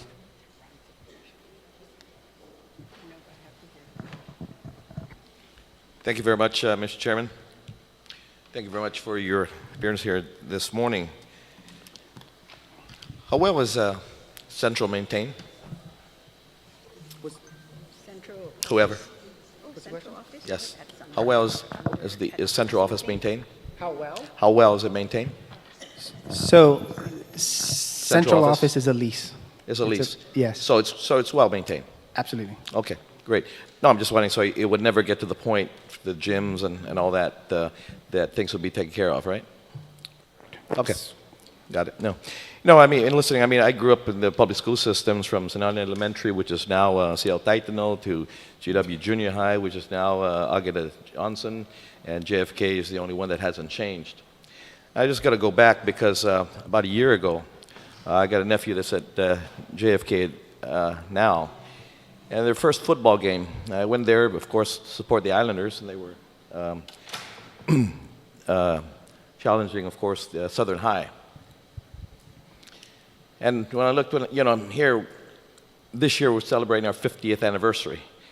And I looked at the school is fantastic. I mean, brand new JFK. But the track, or the football field, is definitely, you would say, I would think it was 50 years in advance. But it's really has gone back. When we were playing over there, we had scoreboards. We had our bands that came out and played the national anthem and Guam hymn and all that, cheerleaders and pom-pom girls and things of that nature, and we had a pretty good sound system. Well, nothing of that exists at this point. You don't have a time clock. You don't have we had a boom box that they played the national anthem, the Guam hymn. It's really embarrassing. But not only that, as Southern High came out, and of course I was an Islander and drew off for the Islanders, but I looked at the teams and I'm going, wow, Southern High came and most of their players had T-shirts with numbers sprayed on them.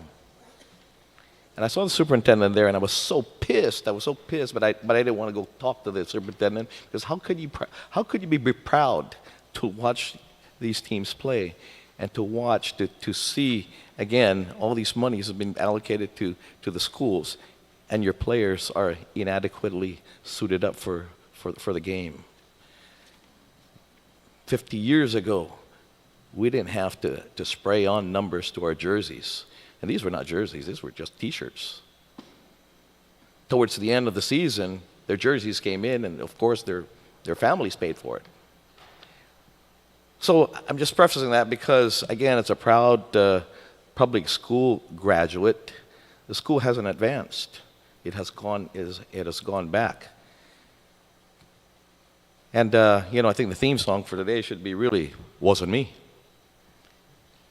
And so, but I'm glad, I'm glad that now, because, of course, the chairman of education is Chris Barnett, and I think it probably took the KUAM team to get elected. Mr. Bordeaux, we're gonna fix your gym.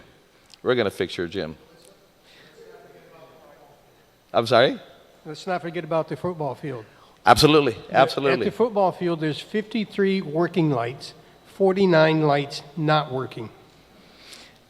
I've got a great love for GW. I tell you, as a graduate of JFK, but GW, as one who's climbed probably the highest ranks in the sports world, GW was very close to me. The likes of Ruben Cadiati and the Doug Antleys of the time, And as I won the title, I would come back and meet and greet the students of GW.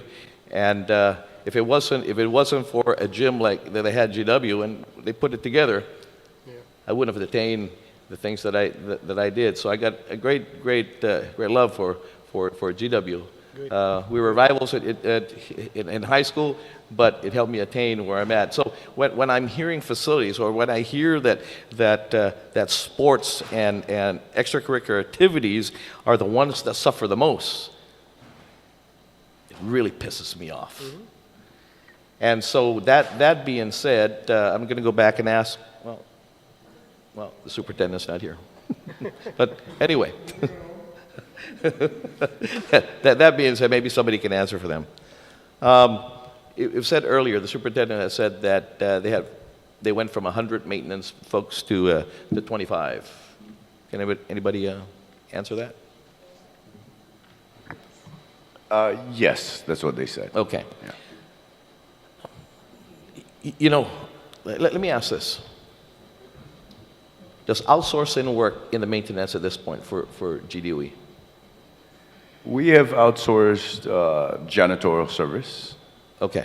And the reason why I'm asking is because we've gone to this point in regards to maintenance because the reason why I asked the Mr. Cooperner's in regards to whether Central was well maintained. They said we have a lease. Well, that means it's constantly maintained. It's constantly maintained. If it's not, then down the line, if it's not maintained, you're going to need an expert. You're going to need these structural engineers to be able to come in here. I mean, at some point, if none of us maintain our cars and none of us maintain our homes, we don't do the regular maintenance they have, yeah, we will have to need experts to come in to maintain these things because we don't maintain them. Mm-hmm. So again, my question is, has outsourcing worked in this case? Because when we outsource, we're going to have to wait to procurement and the challenges of procurement and things of that nature. So if we have in-house maintenance, we wouldn't have to procure, we wouldn't have the challenge of procurement, and that's why I'm asking, does it work?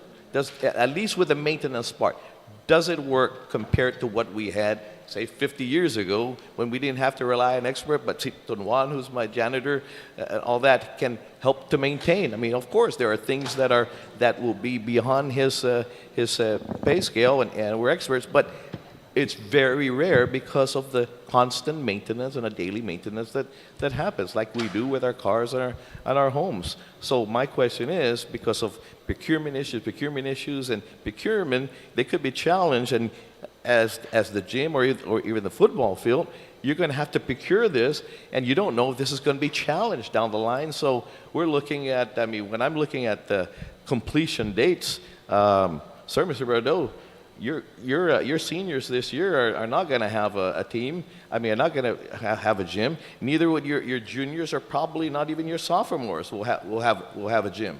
So it's not going to be taken care of right away because it has come to that critical point where you need an expert to come in, where it becomes structural. So my question is, again, sorry, Superintendent or Speaker Wampat, you were out when I asked that you said that your maintenance had gone from 100 to 25, and you and I, we served back in, at least from the 27th on to the 29th when I served, but these problems just exacerbated over the years. So my question is here: does maintenance, the outsourcing of maintenance at this point, does it work? Does it work because of the procurement situation, the challenge of procurement? If you had in-house maintenance, would that help alleviate the need for an expert down the line? Because this is a really costly situation. Not only costly, but a hindrance in every child's education.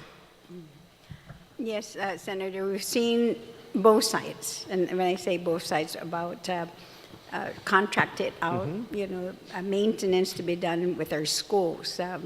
We learned that from, like I mentioned earlier, grass cutting, the pest control, and grounds maintenance. And we just had that conversation this morning that we need to go back and beef up the language and require them to do more than what they're currently doing. So it's a good thing that it's up for renewal. The problem with that contract is we're going to need more money.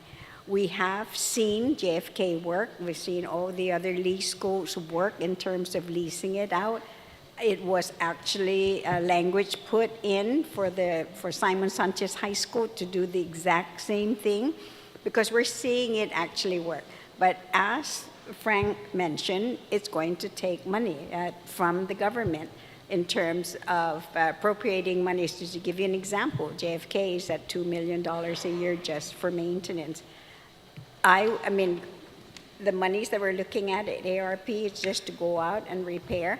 The next step will be then to look at contracts to maintain those schools as well. At one time, the exact number, because I went and I checked, we used to have like 300 maintenance people at DOE, and we're down to 25. We're going to recruit an additional 35 more people, and that's basically, leaving us with about maybe 60 staff at maintenance to go out and help with the minor maintenance and repairs, of our schools. Okay, when you went from 300 to where you're at now, what was the cost analysis between the staffing at that time versus now, and the need now again to contract out, and the devastation that we're seeing at this point? I mean, because again, it's maintained, but we're outsourcing it. I'm all for outsourcing when it works, but I'm listening to this and I'm going, we still need to procure this situation, and then majority of the times we get procurements that are challenged, and that you can't move on until that is settled. So that's what I'm asking at this point.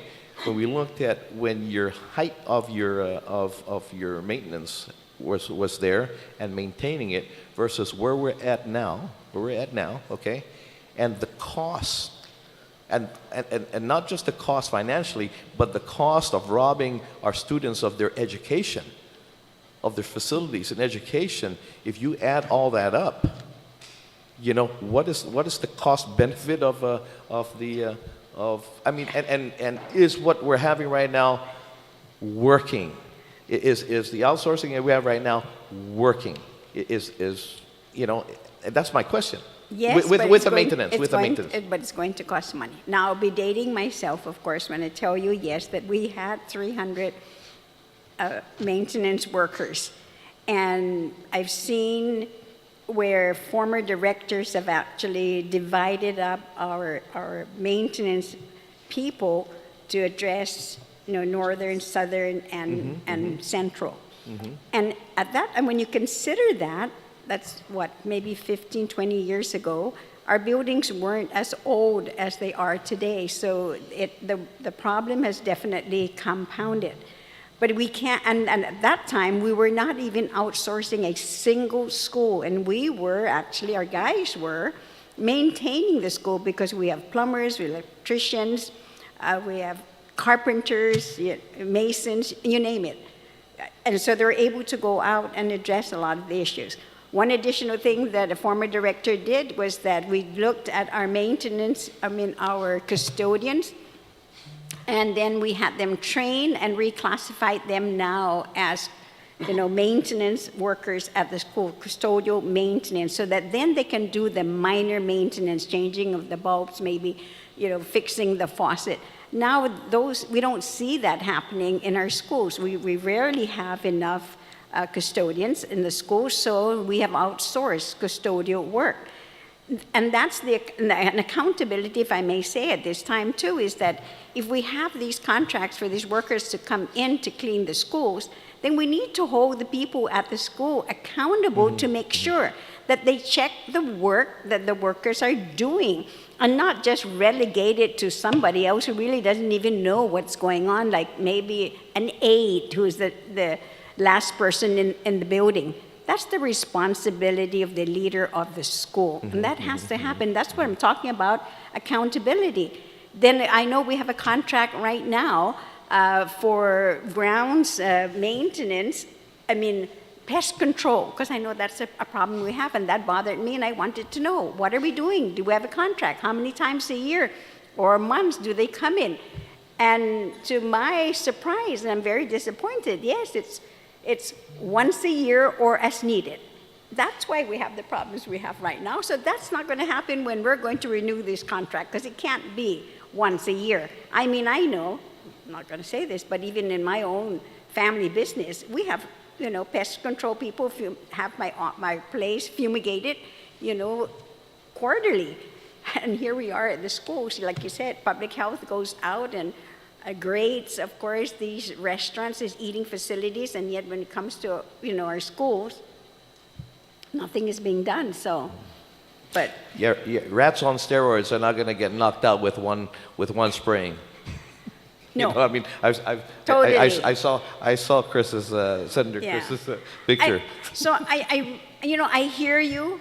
I hear our administrators, I hear our other stakeholders. We all hear you. And, we want to make a difference. I want to change things in the department, and I would do as much as I can. I'm appealing to not just everyone in the department, but I'm also then reaching out to the community as well to help us. Well, thank you, Madam Superintendent. And when I heard, when I heard that you were the acting, I was very elated that you were the person in charge. And anyway, I don't know what the next superintendent is going to be like, but I hope we don't have to start all over. But I hear you guys have a plan, and we're here to make it happen and support you guys 100% in making this happen. And it's good that we're all here.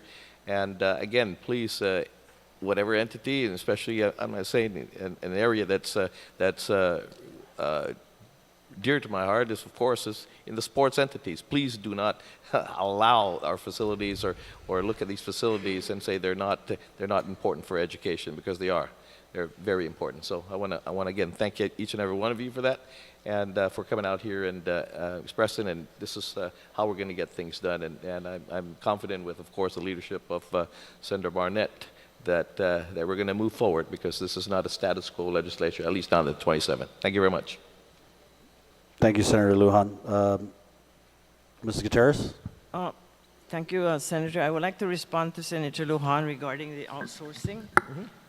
We have the outsourcing is the custodial service and the grass cutting, and it's not really working because this vendor don't have enough staff. I have gone to a school, Weddingale, when I was doing my visit with Ms. Benavente, and I asked the principal, hey, your restroom needs cleaning. Mr. G, I only have one lady on staff, and she's 77 years old. I went to another school. I only have two. And that's the same thing with the grass cutting. So I finally, because I asked before, can I meet with the vendor?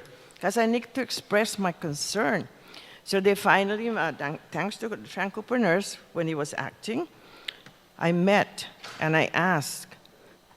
I said, oh, ma'am, sometimes my workers don't come. Well, I was very straightforward. I said, we're paying you. DOE is paying you for the services, so it's your responsibility to give enough staff to the schools. And the same with the grass cutting. This is, hopefully this new vendor now will do better, because the last vendor, they come to the school, oh, sorry, we'll be back. Something is wrong with our bush cutter. They don't come till 3 weeks. So it's not working. As far as the maintenance, I have, I'm going to go back again, that whenever we do our budget, I look at the maintenance, the vacancy, and that was where I said, give the maintenance, fill the position of the maintenance. Because, you got, I know that Senator Snoggins is left, but those guys were there since he was the chair of the board. So it looks like, I hate to say this, like it looks like the facility and maintenance are the orphanage. They get no attention to fill those vacancies when an employee retires or resigns. And that's when we went with Dr. Wampat, and they did express that they need staff. They don't have the vehicles. They use their own vehicle to go to the schools. So I'm not gonna, I feel for them. I've worked with them. That's why. Well, so with this budget that we submitted, I make sure that those vacancies, and we've talked with Frank and Speaker Wampat, fill this vacant maintenance position, because they're expected. Well, if there is a leakage at UP, the plumber's there. There's a leakage at Southern. He has to leave that and go down there. We used to have a regional, and Senator Zanke is not here, but we used to establish a regional. Well, instead of filling, so I'll tell you, senators, and DOE is here. When the budget for new positions came in for FY24, we remove all new positions. We don't need 50 program coordinators. We need maintenance people, and that's what we're going to push is facility and maintenance. No more program coordinators, no more community program aid, maintenance. And please help us with that, senators, because those employees at facility and maintenance, some of them are already on light duty. They've been there for so long. And you're right, before the schools are okay when we have our own facility and maintenance people. Each school has a maintenance worker, minor minor maintenance repair. Change the light bulb, change the tile ceiling, change the faucet. There are schools, and I gave Acting Superintendent Wampat a list of which schools have maintenance custodian, and then they also have building custodian. Why have two? A school up in Sinahania has a building and a maintenance and a facility, custodial maintenance. You don't need that. GW has a maintenance custodian who's supposed to do minor repair. So you're getting faucet. Don't wait for maintenance people to go up there. That's part of the job. Change the doorknob, change the light bulb. So I just want to share that custodial services outsource is not really working, because the vendor would just, like I say, you go around, you ask, how many staff do you have? Only 2 to clean the whole school. So we're losing money. We're losing money on both. So I hope that this new grass cutting company are better than the last one we have. So I just want to make that clear, Senator, that Thank yes. you. Thank you very much. Thank you. Thank you, Mrs. Gutierrez. And just to kind of expand upon her point is, I know that we're very quick to rush to outsourcing. We're very quick to push the conversation towards privatization, but sadly, it's not working.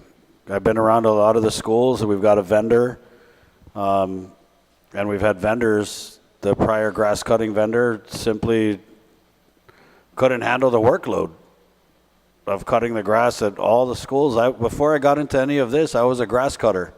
I worked on the golf course cutting grass, so I know a little bit about cutting grass, whether it's on the riding mower or with the bush cutter. And I would always ask myself, what part of cut the grass at the school do you not understand? My daughter asked me to cut the grass at D.L. Paris because she was joking that she has her dad's sense of humor, that her classmates were getting lost in the grass, which was this tall. And so I was happy when we cut that contract, cut that vendor. And now it seems like we're going with a different approach, which is maybe smaller contracts, right? So a vendor is capable of handling 2 to 3, 4 schools, as opposed to having a company that employs 5 people trying to cut, all of the schools in the district inventory. But back to this custodial maintenance contract, I hear everywhere I go that this vendor shows up, doesn't have supplies, doesn't have equipment. So what ends up happening is GDOE gives cleaning supplies. GDOE gives the broom. GDOE gives extra staff to help this vendor who's being paid. And so it does beg the question, where's the quality control with some of these contracts that we're looking at? I also want to recognize the presence of Senator Tom Fisher and Senator Sabina Perez, who is the procurement chair. I'm pretty sure she has some questions on the procurement issues, but right now I'd like to turn it over to Senator Frank Blas Jr. Good morning, Senator. Good morning, Mr. Chair, and good morning to all of you. Thank you very much for being here. Frank, I told you so. You know, Principal Fullo, because I'm going to try to keep this focused to GW. Over the last couple of years, with all your requests for maintenance, repairs, structural repairs, and whatnot, in return, have you been in receipt of equipment or stuff that you didn't ask for and you don't need and then you're stuck with? We've been receiving products. A lot of it came from the federal funds. A lot of books, materials, but we did receive a few items that are not fully functional for whatever reason, due to, let's say, some washers, dryers, and. You had your Tide Pods already, sir? What's that? You got your Tide Pods too? It's amazing how I know a lot of stuff going on in GDOE. I don't know how I do know that, but Madam Speaker, Madam, so that you can keep, you guys ordered Tide Pods for your washers and dryers that schools don't have hookups to. Well, on my first day on the job, Yeah. last Wednesday, so today's only day 4. Yeah. I'll honestly admit that when I walked into the conference room on first floor, it was full of supplies and materials that were being held until such time that they're going to be distributed to the schools. And I did see the Tide. What I'm getting at here, Madam Superintendent, is there have been a number of procurements that have occurred over the last couple of years that really, and I appreciate, Mr. Cooper, you and I had this conversation at length, on the other side of this hall, with regard to how monies were spent otherwise. And I sit here and I listen to the plight and the concerns, at least from one school. I take it that, Mr. Chair, we're going to be here for the longest time because, all the different schools, we can have just as much time, spend as much time on other schools as we're spending here. But when you go back to a lot of the stuff, there's a commonality. There was a lot of times there was spending that was done by GDOE for certain things that weren't even requested for or properly addressed by the people that are boots on the ground, the teachers, the staff, faculty, and staff of the different schools. And I know it's kind of disheartening, and that I can see with Principal Fullo that I want to get my gym off the ground, but now I've got all these what I call snail fans and air purifiers that seem to knock off our circuit systems, okay, that were delivered. Nothing that addresses the concerns, the immediate concerns that we have. So I think there's a big disconnect in what is needed in the schools and what somebody in the central office says is necessary. Because I don't really think that it should be a matter of money or funding. And I brought this up several months ago, okay?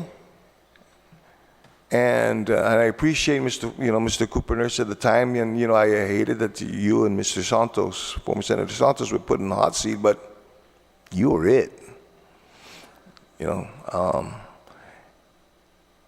And I think that there had been greater coordination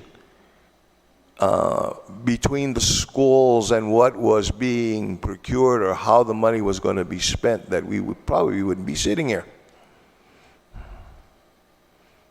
And that's the sad part about it. Okay? What I appreciate is now it's coming,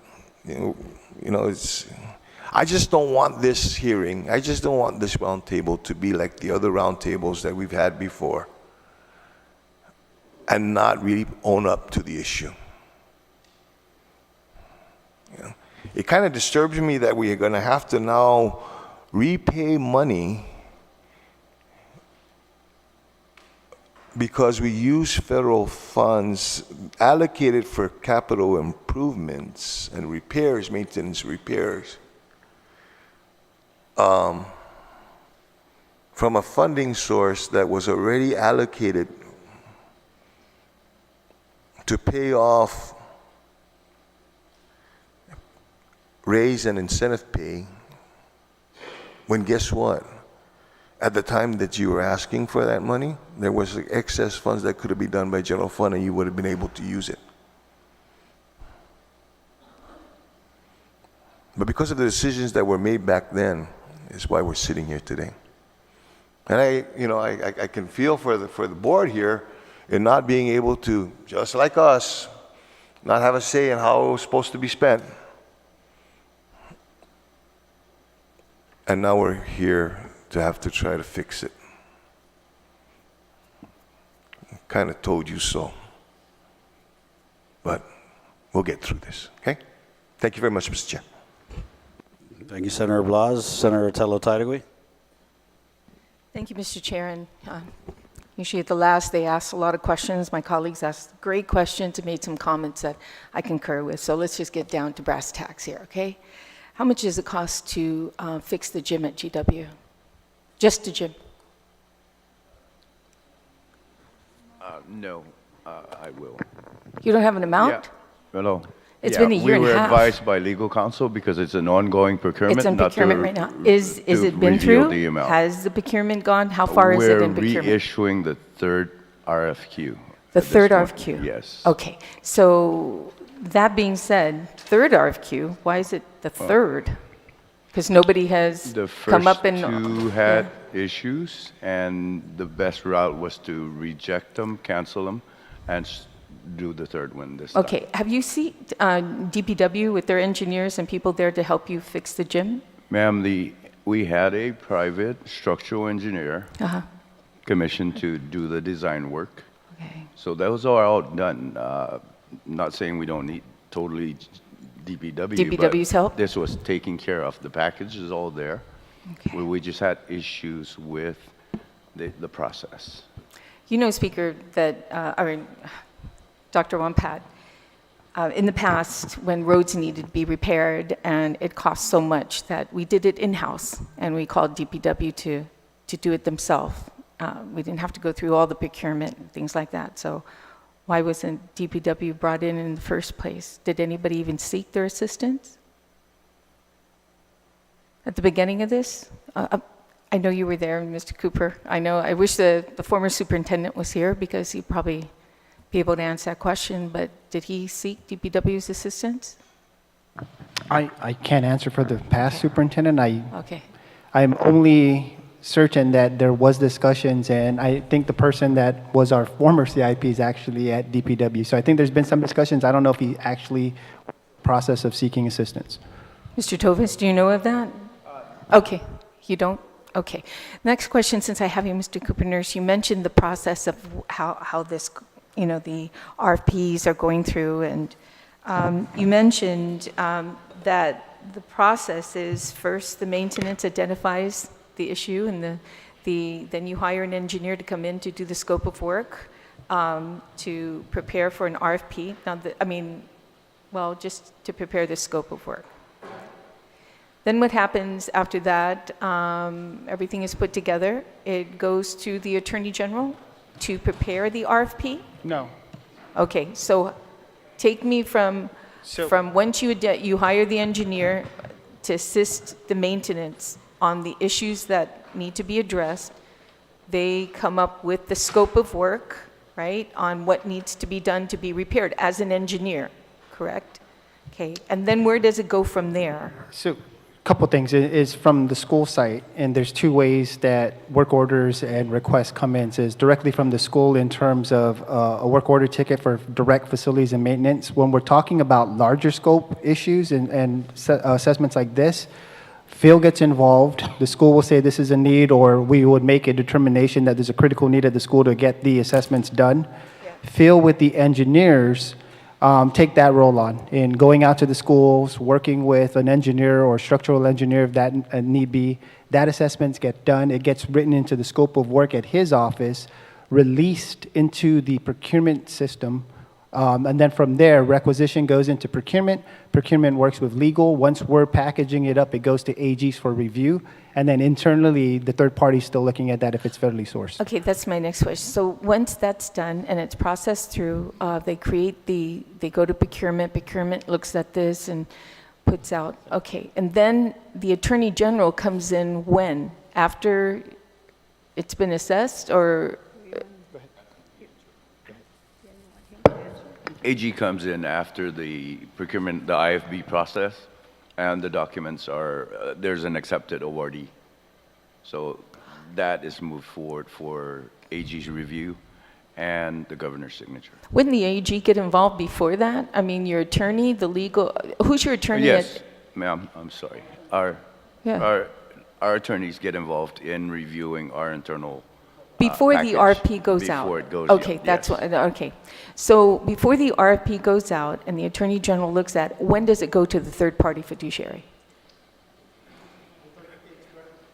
If it's federally sourced, it's requisition in the third party, so they have it on the onset. I'm sorry? If it's federally sourced, we're Right. operating on two systems.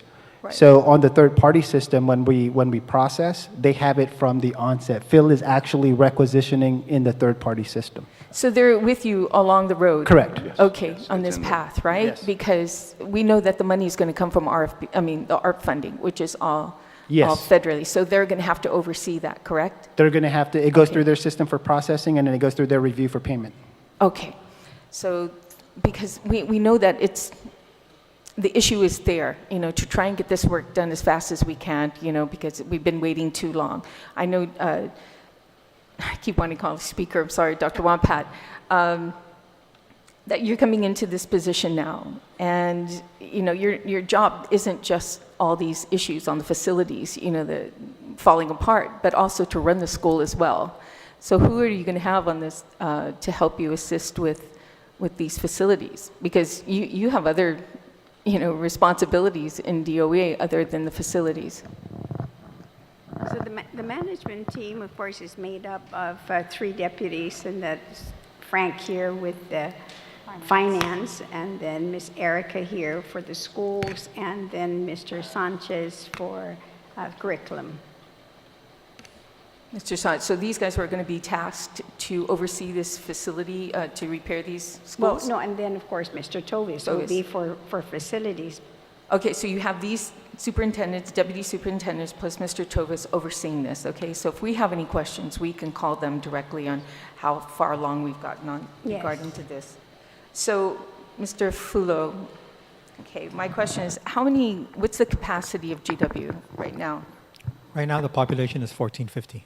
And what is, 1450, but what is the capacity based on law for that school? GW at one point used to have close to 3,000. I'm sorry? It used to be close to 3,000 at one point. 3,000. So it can, the capacity by law with the fire code, everything in place, can go up to 3,000, correct? Probably a little less, but I believe that's why they redistrict Teton High School to help overload Okay.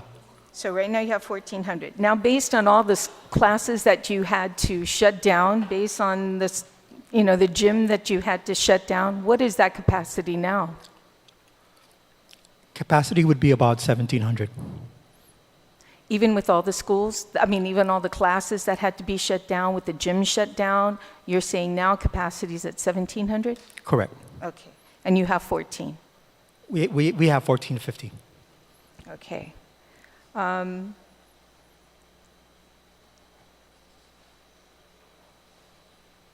Mr. Tovis, we talked about maintenance. You said there's about 20 people there. My question is, how many do you really need in order to do your job? Yes, we have 25. I haven't done the numbers since I've gotten in, which will be about a year in June. I have not been able to have the luxury of time to analyze these types of things, so I can't give you a number to work with right now. Can you give me a guesstimate about? I've heard numbers upwards of 300 when I interviewed in 2012. That you need for 300 a similar maintenance job workers? in maintenance, yes. 300. That was, yes, 10 years ago, and the schools are getting worse. Granted, the population's reduced, but the schools, what maintenance deals with, not population, so it's the deteriorating school. So at one point it was 300, now we're actually budgeted at 70 with filled positions of 25. Okay. So currently, Senator, and don't mean to interrupt, that the current budget supports FTEs of about 70 employees. 70? 70, yeah. For maintenance? It's slightly under, but yes, that's what we're estimating, that's what's funded, that's what we're trying to fill. Okay.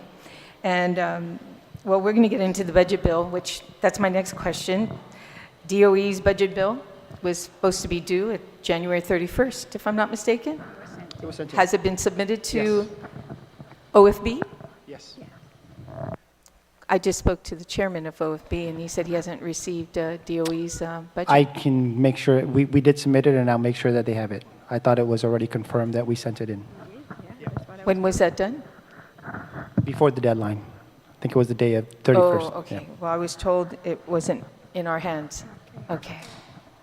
I'll forward you a copy after this hearing, Senator. I appreciate that. To all the colleagues, I guess, all my colleagues. Mr. Chair, do you have the budget bill for DOE? I'd like a copy too. Yeah, Mr. okay. Frank, thank you. I think it would be nice to have the chair to have that copy Would of the budget bill. Phil Tovis, okay. Attorneys, can schools be insured? Like whenever there's a problem with the school, that you use your insurance to cover it? GovGuam is self-insured? No, And what does that account? What do it's you have in government- that little bucket of money set the aside? government, I guess, self-insures, but the only schools that are insured are the ones that are on lease. Like JFK and all those ones that have contracts? All the lease schools. So if it's self-insured, then you usually set aside every year some funding in that self-insured bank account. When something goes wrong, you use that money, like a rainy day fund, exactly.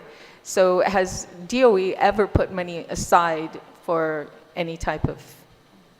No. I mean, you guys been getting hit with we so are- much money, in your pocket. Did you bother to set aside any money? Well, usually, and as you know the process, the governor, after she decides, the governor decides what each department and agency is going to get, set aside for the court system, set aside for the legislature, and then usually the governor's office will say this is the pot of money that's available. So the legislature then would decide how much or what's the cap for DOE. Okay. And we work with that dollar amount. We always request. Yeah. We do try to respond to the 14 points, but we never get that dollar amount.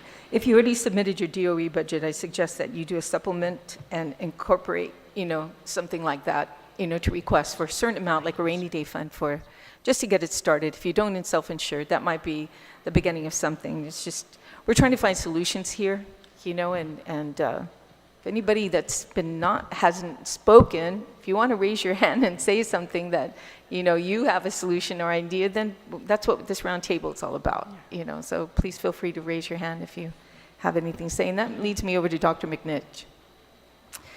Dr. McNitch, I've always been a person that's, proactive rather than reactive. And it seems that every time we come here, it's always on a reaction of something.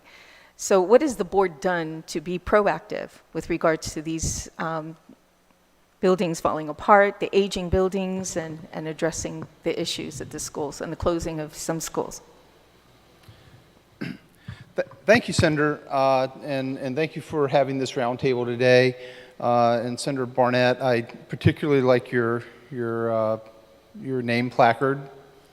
Malfunction, I think we have malfunction in our schools. I think we're all frustrated with the condition of our schools.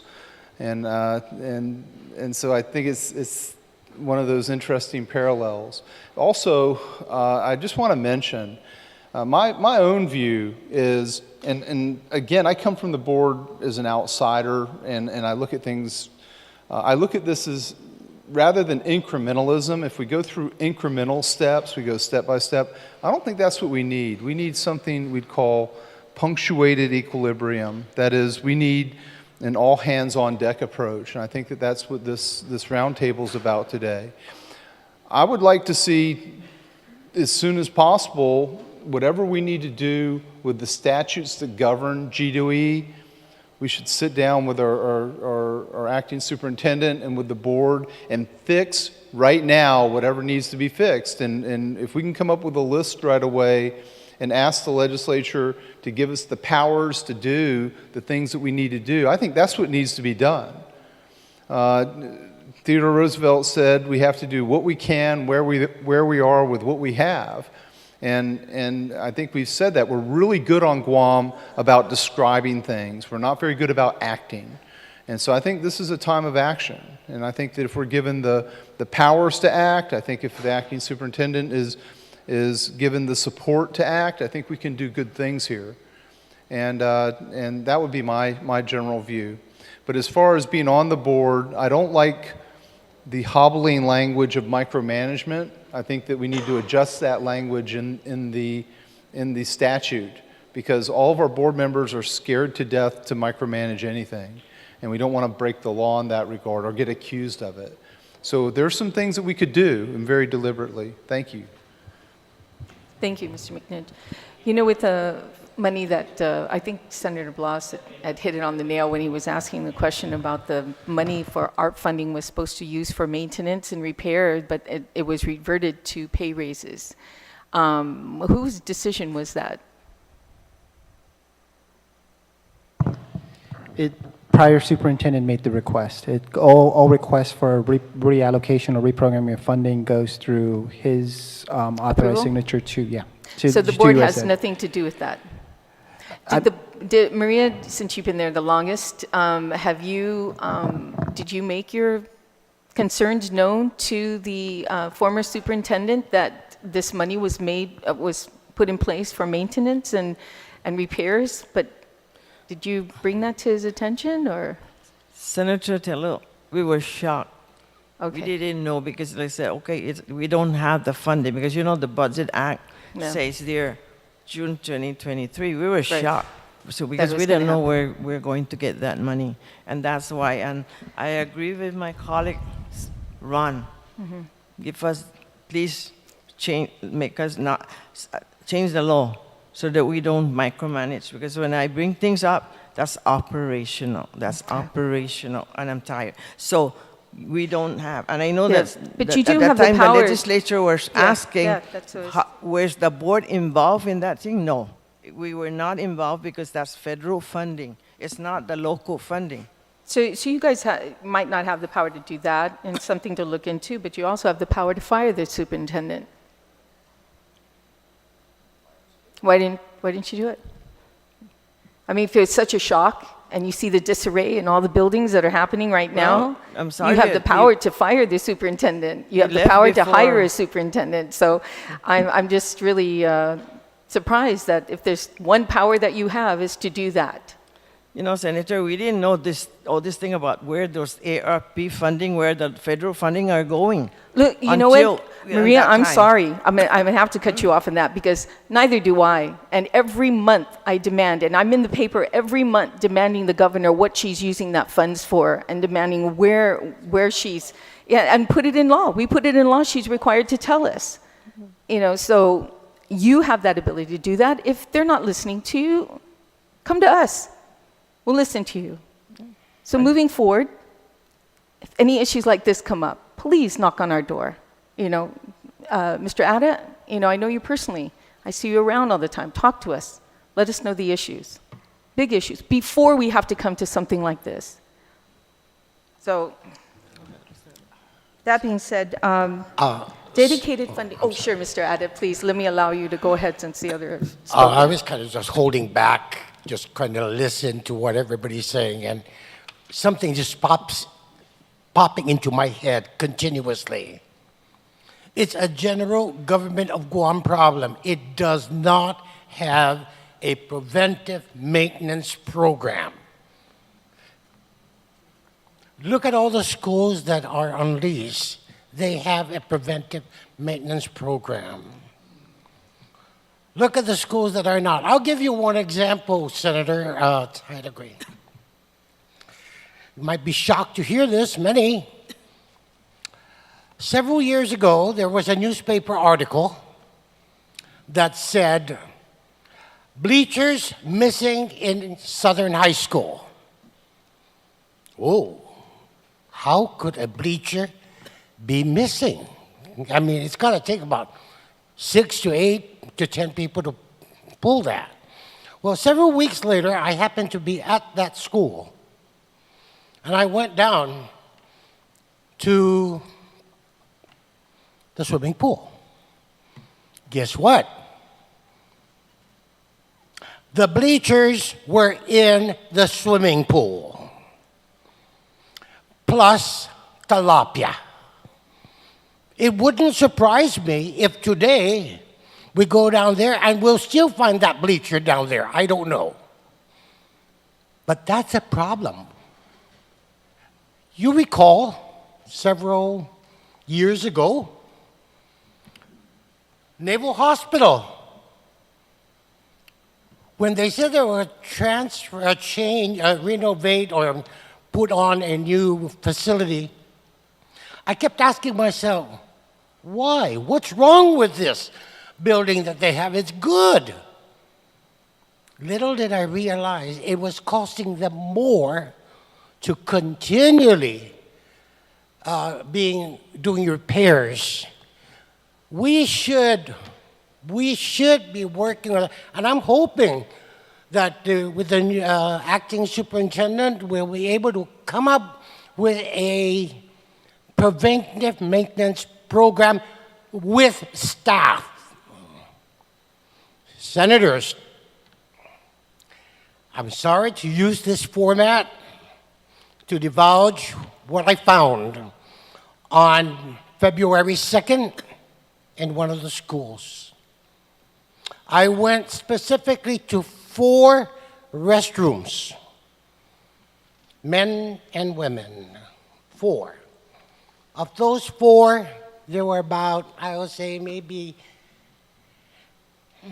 12 stalls.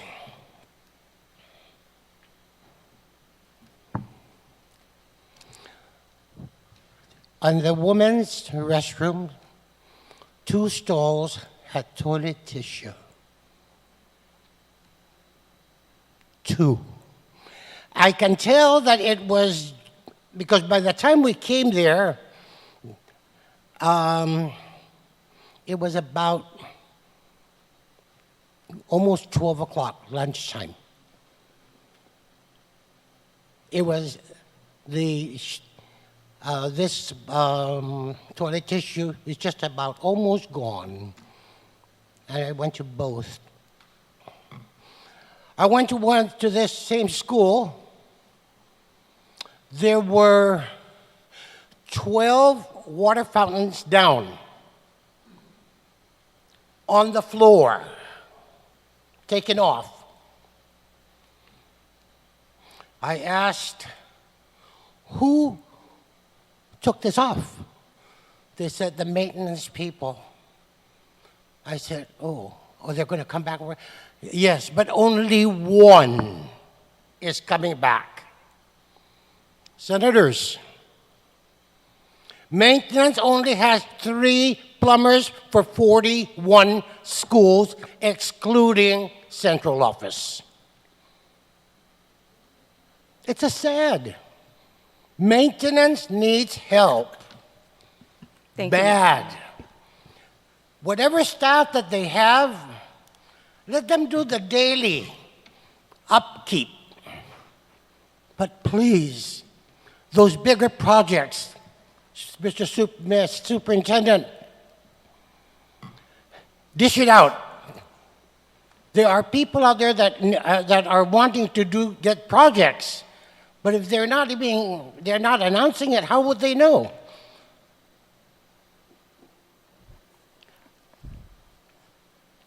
I went to this one school, not one half, one whole row of the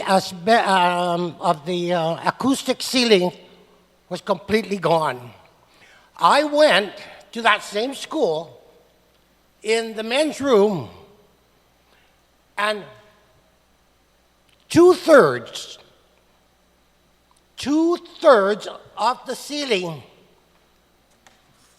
is gone. It's exposed.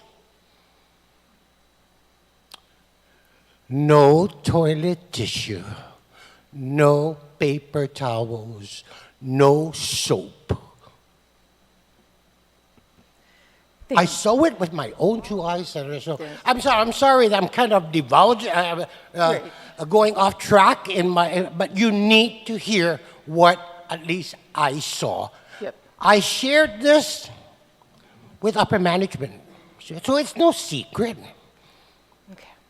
Please, when you start looking into the budget, consider the maintenance people. They need help. They want to help the schools. So 3 plumbers. Let's say, an example, order Chalampago calls. I have got a plumbing problem. So they send somebody to go do an assessment. They haven't even gone yet to order Chalampago. Tamuning is calling. We have this problem. They haven't gone there. They went to go check at Order Chalampago. They have to send another one over there to Tamuning. When they get to Tamuning, we don't have the supplies. Mind you, gentlemen and ladies, many of these workers at maintenance bring their own personal tools. But when it breaks on job site, it doesn't belong to the government. I'm sorry, we can't pay you. That's all I have to say to you, Senators. Thank you very much. Thank you, Mr. Ada. You know, this problem hasn't just happened in the last 2 weeks or month. This has been going on for quite some time. So, like I said, if the board members see this issue and it's on deaf ears, you know, with the superintendent, then come to us. I didn't see any newspaper articles a year ago regarding this issue. You know, I attended Dedido Junior High, my first bout in politics. I was definitely not one to be in politics back in junior high. I was the kind of person who took my guitar and just played in the hallway. But there was that year that I staged a protest with students. And we walked out of Dedido Junior High. All the students walked out because of the conditions of the school, because of the bathroom issues, the toilet paper that you brought up, because of the things that we were eating at the cafeteria had certain things in there like a staple in our rice. And we walked out. The superintendent came down to Dedido Junior High, of course, brought a bunch of us in there to ask us what the problem was. And we told her. It was Gloria Nelson at the time. And she came in there and she fixed it. And now I'm here. How many years later? I'm not going to divulge my age, but you can imagine. How many years later I'm sitting here listening to the same stuff, the same thing. That's true.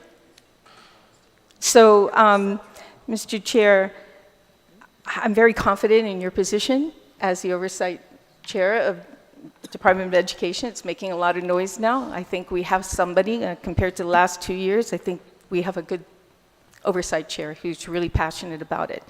And I'm glad he's a GW grad like I am too.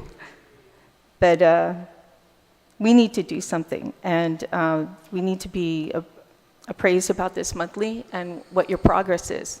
I mean, every time we have these meetings, after we have this big hoopla, nothing happens afterwards. Nobody pays attention.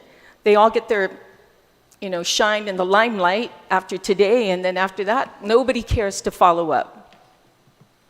So I think this oversight chair will follow up daily. So let's get your Red Bull out and everything like, start working. Start working to find a solution. And those who are here today, thank you so much. But if you have something to say, please. And if they're not listening to you, come to us. Let us know. Or the oversight chair. my door's open too as well. So I thank you, everyone, for being here today, and let's find a solution, okay? Let's make this work. Thank you. Thank you, Senator Titlery. Senator Tom Fisher. Thank you, Chair. Good afternoon to everyone. So far, it appears, I mean, we've heard this again and again, particularly with some passion from Senator Brown about voicing her frustration that we have all been through this process again and again and again. It seems like every school year we come together and decide that we've got another catastrophe on our hands. It just repeats itself. It's like Groundhog Day. And there's got to be an answer to it. And I was just going through our standing rules, and it appears that by legislative resolution, Mr. Chair, we can put together a special investigative committee.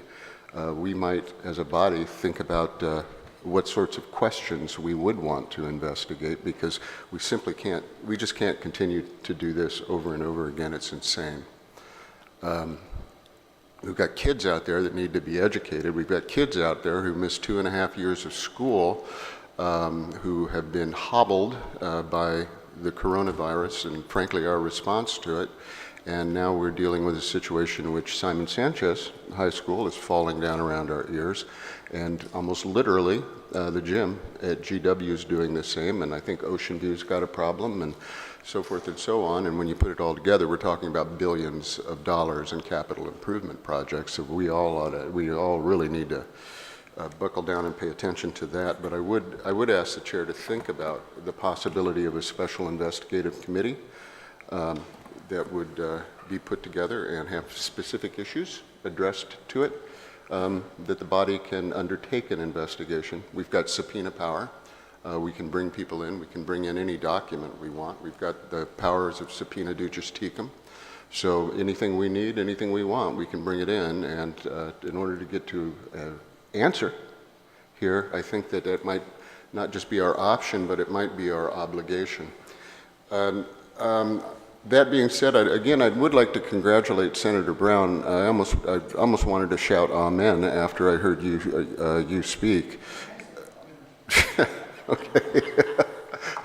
And then I've just got a few questions. Dr. Wanpat, Speaker Wanpat, I've known you for years. You've been involved in public service, I think, probably your entire adult life, I would guess. And you are continuing with public service, and I thank you for that. I'm sure everyone else does. If the board consents, will you continue in your job as superintendent? As of last Friday, not this past Friday, but before that. I can't hear you. Oh, I'm sorry. The board had actually hired me for up until July 1st because they have already offered a contract to the new superintendent who'll be coming in. Okay, around that time. there's a new one coming in? Yes. So that's why you're only acting? the interim. Okay, well, my earlier comments remain. Thank you very much for your public service. I appreciate it. And now I want to ask you a question about the number of workers in maintenance. You said that at some point in the past you had 300 and now you're down to 25? Yes. If we compare, well, what is the population of the Department of Education employee-wise? Oh, employees, I don't. So in years past, it used to be under 4,000, around 3,800. Currently, we're about 3,500. 3,500? And that's a moving target. We do have limited term. We do have federally funded. We do have substitutes that come in and out of our system pretty frequently. And then we do have a large workforce that we're seeing retirements and we're seeing separations for other job opportunities. What I'm getting at, though, is I don't understand why we went from 300 to 25. Were you shifting monies and positions within the Department of Education to allow different kinds of hiring? I mean, I can't answer to the past history of where that 300 came from. I've been acting in the last year and a half. I've seen is there anyone here who can answer that question? No, it looks like no. To the 300, no. I can tell you about the staffing pattern of recently, and I think we were upwards near 50 or 60 pre-pandemic. And then after the pandemic, there's a lot of people who retired. Okay, you're just talking about maintenance workers? Yes. Okay. Yes, and then specifically in maintenance, we had a few retire. Have you not replaced those individuals? We're Clearly you trying, haven't. and the competitive wage for plumbers, electricians are very difficult for us to compete publicly with other private companies that can offer these expertise. Okay, but So you're currently in a hiring mode? yes, And yes. nobody wants to work for you? We've tried. We do have some that have successfully gone through the process. We're picking up, I think, about 5 people that just been placed on our new superintendent's desk for Okay. signature. Well, that's something, right? Yes. I mean, obviously that question, I'm just trying to find out if that was a self-inflicted wound. Through attrition, retirement, greener pastures, and then change in management, we saw, like I said earlier, we were not filling them as fast as we were losing them. Okay. What are you going to do about that? So currently, at least for the vacancies, we have that funded. That's upwards of about 70. Right now, there's about 30, 25 of them directly for school support, 5 administrative. We're currently actively recruiting. And just next week, we have scheduled interviews for at least a handful of other positions. How many people you think we will have in maintenance 1 year from now? It depends on the process. If we're successful in recruitment, then it could range anywhere, pick up another 20 to 30 people on the vacancies. Okay, additional? Additional. Okay, so now we're up a little bit north of 50. Correct, if we're successful in recruitment. Okay, well, we'll keep our fingers crossed and hope that comes true.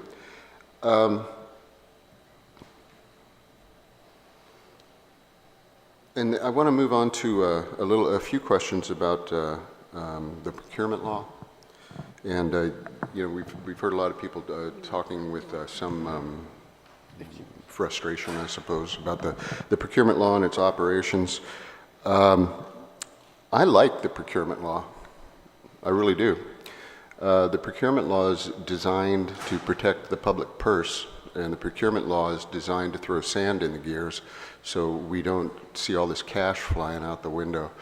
Everybody hates the procurement law except for the taxpayers. So the procurement law works, and it works well, but we have to be willing to use it. And that's why our procurement statutes specifically enjoin us to plan procurements. We don't just react to it. We have to plan for it, which means that we have to think into the future. Okay, we need to buy fire extinguishers for all the schools, and we're going to need them for the next school year. We've got 6 months to do it, so you need to get over there and start drafting the invitation for bid. I mean, that's a planned procurement. If we don't plan the procurement, then we're going to get caught flat-footed every time, and you're going to be in front of legislative bodies explaining why this didn't happen, et cetera. And then we're going to hear that, the contract's over at the Attorney General's office. And, we all know the Attorney General's office can be purgatory. And in a sense, it's a place where some contracts kind of go to die. But then again, that's on the agency. The agency needs to push it. They're another agency of the government of Guam, and they don't have a right, just because they're attorneys, they don't have a right to just sit on things forever. We've got to get things moving. But you plan the procurement, hopefully everything goes well. Familiarize yourself with procurement law. I've been doing it for 25 years. It can be intimidating, and it is not the most interesting set of statutes in the world, but there are a lot of wonderful things in it. So anyway, that's a hurrah for the procurement law. DOE. Senator, can I comment on the procurement law? Yes, please. I agree with you. And when I'm not the acting deputy, I'm actually the chief auditor. I agree with your sentiment that the procurement law is there to protect us. Yeah. And I agree with the process. One of the things that since my acting, and one of the things internally when we look at deficiencies in procurement is oftentimes with proper planning. Mm-hmm. So in working with our procurement officer, I've asked her to take a look at what's currently in process. Yes. Because we can be better and we can be more efficient understanding what's ahead if we properly plan procurement. Mm-hmm. So that's one thing. Proper procurement planning will allow us to buy in bulk. It'll allow us to be using one procurement mechanism versus hundreds and thousands of several small procurements. I'd rather do a bulk purchase and tie it to one successful procurement where it's necessary. Others, we do when we're looking at service providers, we do have to look at splitting. So it does take a level of expertise in planning that we have to make sure that we're on top of and stay ahead of. The other thing in terms of procurement, what we're seeing in the influx, again, with the decrease in the facilities, that's one issue.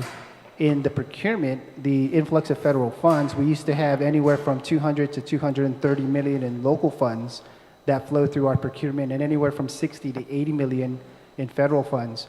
And now we have about 750 million. All the ESF1, ESF2, and ARP monies have gone through our same procurement system, same office. So volume was a big challenge for us. And again, with obligation, it's to make sure that we can fully execute. Well, So how many attorneys do you have? Current have 3 attorneys. Okay, and of the 3 attorneys, are any of them experienced in the procurement law and procurement practice? By law, we are required, and they are all certified, and they have gone through the training. So has our senior people in procurement. Okay, going through training is one thing. How much experience do they have? Jess, you want to go ahead and speak to the experience of your attorneys? Oh, there you are. Yeah. Hi, good afternoon, Senator Fisher. Good afternoon. With regard to the experience, in order to get the Special Assistant Attorneys General designation from the AG's office, all of our attorneys are required to go through the procurement modules. So all three attorneys have gone through the procurement modules. How much experience do they have in the practice of procurement? As far as practicing procurement... I mean, I came out of law school, thought I knew everything, and found out I knew nothing, right? Sure. Right, okay. Well, with regard to the experience of procurement, the way the office works, again, up until recently, we were just an office of 2 attorneys. So we kind of split, just with the way things were, we kind of split it down the middle. So we had 1 attorney dedicated, or who has been dedicated to almost exclusively procurement for roughly since I've been there in 2015 and prior to my being there. So I would say we're going on 8 years now. So that's 8 years of procurement. He's very well experienced. Okay, among the 3 of you, 8 years? Yes. No, yes, and again, like with the recent addition of another attorney, again, she also has experience with procurement as well. Okay. And myself, I do assist. Yeah. Well, you know, I'm not trying to pick on you or anything, but it is a concern. I mean, here, for example, the Attorney General just sent 3 attorneys to Rev and Tax who've never practiced tax. So, you know, what are we going to do about that, right? You guys have got 8 years of experience, and now I'm curious, I think one of the senators here may have mentioned it, or one of the people testifying, that the construction of the new gym at GW, I don't know if they misspoke, but they said that was going out through an RFP, a request for proposal? I believe so. Now, why would that be? As opposed to an invitation for bid. I mean, we are looking for best value. I apologize, Senator, if I could go, I might be misspeaking. Let's see. If you could Yeah, the answer to the response to that, sir, is, Senator, is the estimated cost of the construction work, this is the GW structural repair, is under the federal threshold for small purchase. Okay, but even expenditure of federal monies through the government of Guam requires adherence to the procurement law. It's just peculiar. The reason I say it's peculiar, I can kind of understand it if it were a design build, and then you need somebody to come in and design it, and that probably, not definitely, but probably requires professional services. And then when you get the design, boom, then you put it out for bid, and then you get best value. As opposed to a request for proposal where price is not even a factor. And I apologize, I did misspeak to that, Senator Fisher. I'm looking at it, and it's actually a request for quotation. It is a small purchase, so it's not a request for proposal. Okay, small purchase for the construction of the gym? I understand that. Again, Mr. Tovas can speak to that with specifics, but I understand it's specifically for the GW gym structural repairs. Okay, are we using the federal acquisition regulations, or are we using the procurement law? That's my understanding. That's in the either or. Which one is it? I'll defer to Mr. Tovas. We're using the federal acquisition threshold. Okay, and your attorneys believe that we are not required to use our procurement law, even though it's federal money. No. Is that the advice you're getting? I read a document back when the threshold was $100,000 when I first started at DOE. Okay. It was given by USAID because the time it took to get contracts through the procurement process, so they allowed DOE to then raise their threshold to $100,000, and that was accompanied by an opinion from the AG at the time that was Now, okay, I guess I acceptable. misunderstood. I thought we were talking about a total reconstruction of the gym. No. This is just GW is a structural repair. Okay. Only. At this point. So that's why it's a small purchase. Yes. It's under 100,000. Yes, Senator. Well, this gym, from an article I read, was built in the 60s, and it's unsafe for occupancy, right? Mhm. Has it not reached the end of its lifespan? According to the structural engineer, with some beefing up of the wall, so it's a two-beam structure. If you fill some of the window louver blanks, that'll help support and keep the twisting of the structures, keep it stable. So we're going to MacGyver this? It was calculated. I have the numbers. It was submitted in the FOIA. There were a lot of numbers on there. I don't personally understand Okay. alone. But yes, it was And calculated by a structural engineer. Okay, and then going back, all right, going back to the concept of planning for procurement, is there anything, how long do you think with these repairs the gym will last? I don't have that right off, but anybody know? I'm going to have to go back to the structural engineer for that kind of information, sir. Is that part of any of the requirements of the contract? Is it part of the specifications? We need a gym that'll be good for 10 years or whatever? I don't know. See, I picked this up after I came in. The scoping, the requisitioning, the PO, that was all done. It was all ready and packaged when I got in. So I Okay. just took that and ran with it because the money was available. Okay, and I don't mean to poke at you. I Yeah. guess what I'm trying to emphasize is that planned procurement, there's a reason to plan procurements. It really prevents a lot of heartache down the road. And also when people do procurement reviews, they're going to want to find out where did you certify, which was required, where did you certify that this was a planned procurement? So anyway, I guess that's enough on that point. Now I guess I want to focus on, we received, I'm sure you all have seen it before, but it is a standard operating procedures. It was authored and signed by John Fernandez in 2016. Focusing, who can best answer questions about GW? Is that you, sir? Okay, Principal Fulo, deep cleaning of classrooms. Cleaning vendors submit their final deep cleaning plan no later than May 1st. Did that happen this year? This year? Yeah. So go back to May. Did you do it? No, we did not. How come? It's your standard operating procedure. There was a delay, and we started cleaning during summer until after summer school. What was the delay? It was more of the delay on, hi, my name is Lena Timinglo. My name is Lena Timinglo. I'm the Hi, AO nice to for meet you. GW. Yeah. So there was a delay from the vendor in getting us their scope of work as far as the deep cleaning for during the summer. Who's the vendor? At that time, it's Lucky Cleaners. Lucky Cleaners? Lucky Cleaners? They're not the vendor anymore? They still are. They're still working with us. Are you satisfied with their performance? Okay, there's a hesitation, so you just answered the question. Has the Department of Education ever debarred a contractor?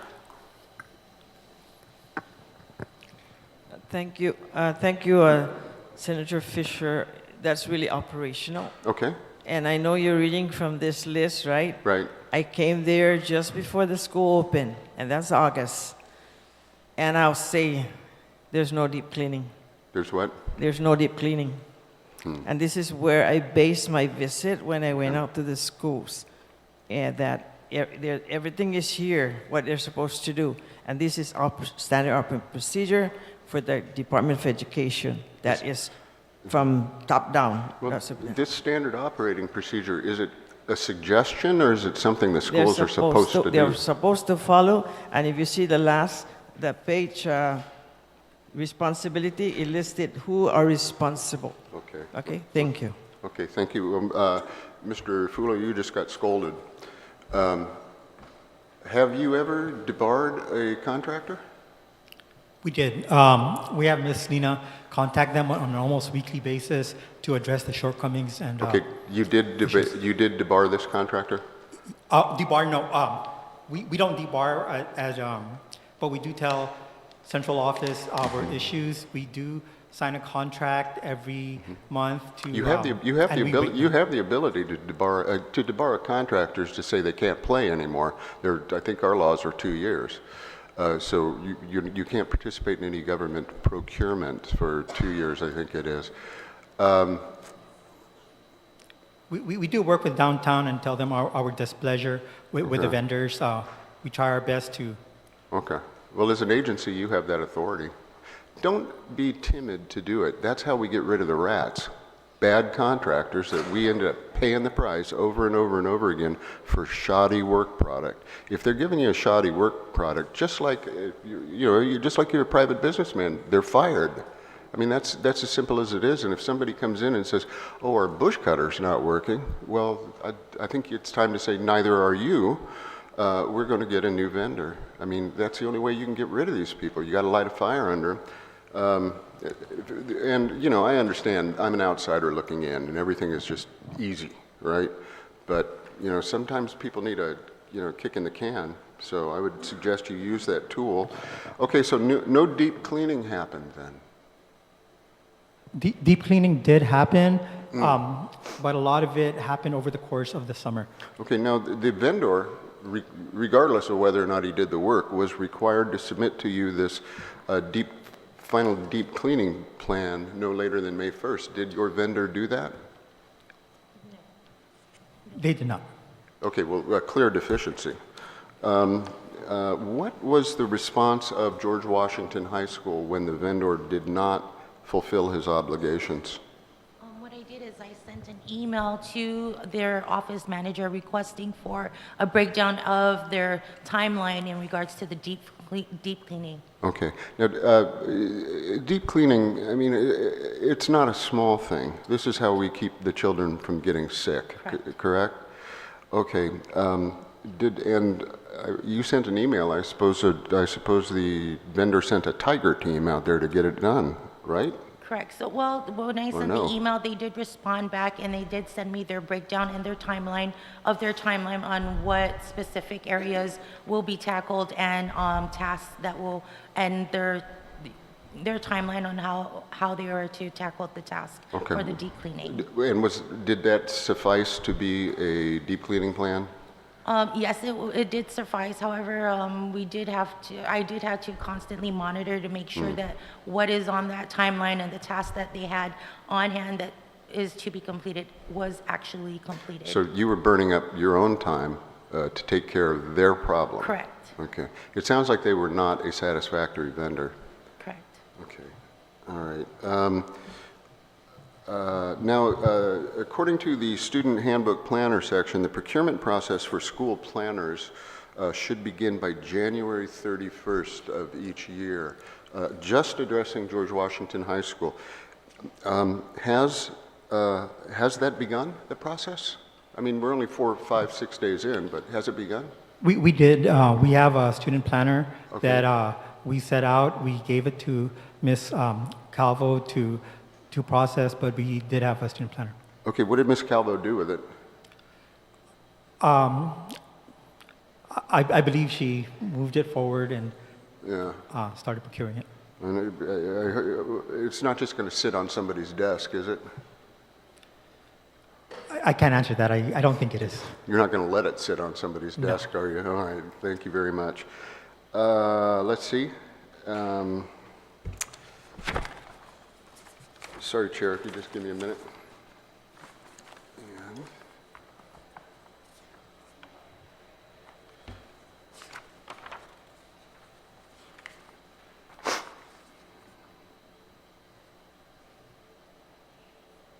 Mr. Fulo, reading a news report, you made a comment relative to GW. You said that you added that a contract for the repairs exists, but is stuck at the Office of the Attorney General. Is that, and this was, I guess February 1st? Is it still stuck at the Attorney General's? No, this was August 4th. Is it 22? Is it still stuck at the Attorney General's? When I made that comment, it was what was relayed to me back then, but I think Mr. Tovis can answer that question. Is it still stuck? Uh-oh. We're talking about the GW gym repair. I think so. This is, Okay. this is a news article? No, sir. Senator. Yeah. At this point, we're doing our third RFQ on this. We're redoing it. Well, that's, okay, now you're at the beginning of the process. This is a request for quotations, right? Okay. Right. Because of the issues that came with the first and second one. So we're kind of starting all over again? Pretty much, yes. Rats. Okay, I just have to express some frustration. I'm sure you share it. Yeah. All right, when are we going to do right by these kids?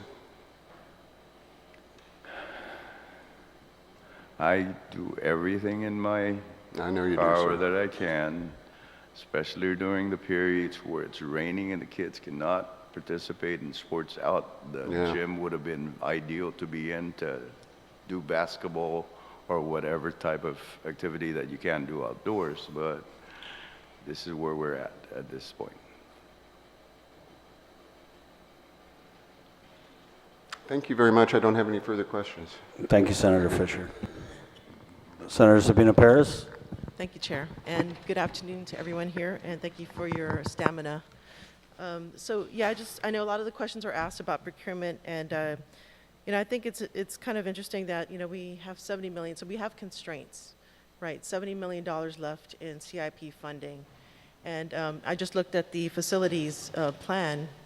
When I looked at GW, it didn't mention anything about the gym. It was all about right-sizing classrooms was a big thing. So basically, a lot of their classrooms are smaller, and there was a recommendation to combine classrooms to right-size them. And so I guess the question I have for the acting superintendent is, how valid is this master plan, considering the site visits, recent site visits, and how are you going to prioritize the limited capital improvement money? I know this is a tough one. Maybe we need to have another roundtable for this. I'll be honest, I've not seen the master plan yet, so this is day 4 for me. And so, but I will definitely, I'm going to look at the strategic plan, like I said earlier, because I'm using that for myself as a guide to evaluate myself. I will look into the master plan as well. I'm getting a lot of information from the deputies so that then I have a better handle of what really is going on in the department and how then we can tackle, all of these problems. Okay. Yeah, and thank you. I appreciate that response. Looking forward to assisting GDOE in this. The other question that I have, I guess, is procurement. This is one of the reasons why I took up procurement. Coming from Sanchez, I wanted to learn about procurement and see what I can do to assist. And so I'm hearing a lot of things that maybe there's some things that we can tweak a little bit. So for instance, I know you're mentioning, Phil, that you follow federal procurement because it allows for a higher threshold for small purchases, which you can then do an RFQ, which would seemingly be a quicker route, but here we're seeing 3 rounds of RFQs. And perhaps maybe the source selection, the type of procurement source selection, could be reevaluated by the procurement professionals. Perhaps more specs. At this point, maybe the question is it a simple repair job, or now we're looking at rebuilding? And in that case, we would have to shift over to a different kind of procurement mode. I don't know who can answer that question. It's a repair work, ma'am. Short answer to why we had issues with the vendors. We just contracted 3. I think we should have made efforts to contact as many as we could have So we have good variances between, your lower end bidders and your super expensive bidders. So what we had was the bottom of the tier and the high end. So that's what the bids turned out to be actually, very low and very high. And you have the cost estimates by the structural right down the middle. Okay. And as far as specifications, do you have those clearly lined out? Those were all in the design, the drawing, and the structural design, which were done by calculations that the structural engineer performs. Okay. Okay, so that's good to know that you already have a clear plan and things haven't changed as far as Not as repair no. versus construction. Okay. The other thing is the issue with the procurement under 500,000. I know the chair asked about that earlier in the hearing, but I just wanted to confirm: is this self-imposed or is this required by federal government to have procurement under 500,000 go through the AG's office?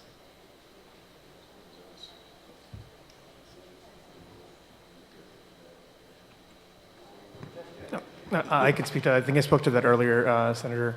And again, with regard to that, when I got to the department about 8 years ago, it was a historical practice that I understand is tied in with the special high-risk sort of status of the department. I understand that that was with management sort of blessing, and with the recent sort of reduction in the specific conditions, it seems like that arrangement had worked to the department's advantage, but it has been a historical practice. So understand that was a practice that was in place even before I started about 8 years ago. Yeah, so the question I have is historical, so I just want to see what the actual agreements were. I don't know if you actually looked at the agreements that were made with the AG and the third-party fiduciary. Were there actual documents that we can look at just to see maybe it's time to revisit that, considering that there's a lowering of the high risk? Sure. Is that something that can be done at this time? I'm not too sure myself with regard to the reduction of specific conditions, if that's part of that reduction, but I'm sure we could. I'm not sure if anyone else can speak to whether that's applicable or not. At least in terms of how we operate in those approval processes, it's worth examining to see if that can be alleviated. Again, in terms of documentation and how it's outlined in specific conditions, it's not clearly articulated that this is the process we have to follow. I think it was a layered approach given the high-risk conditions and making sure that we are in compliance with all laws. So it's an added layer. Given the performance of where we're at today, I think it's worth the discussion to see if we can operate absent that additional layer of review and use our own internal attorneys to give that the legal review and advisement moving forward. Yeah, it'd be great if you can follow that up, because I think it's time to re-examine that layer of checks. Considering that under 500 is really kind of holding you back, it's a bottleneck.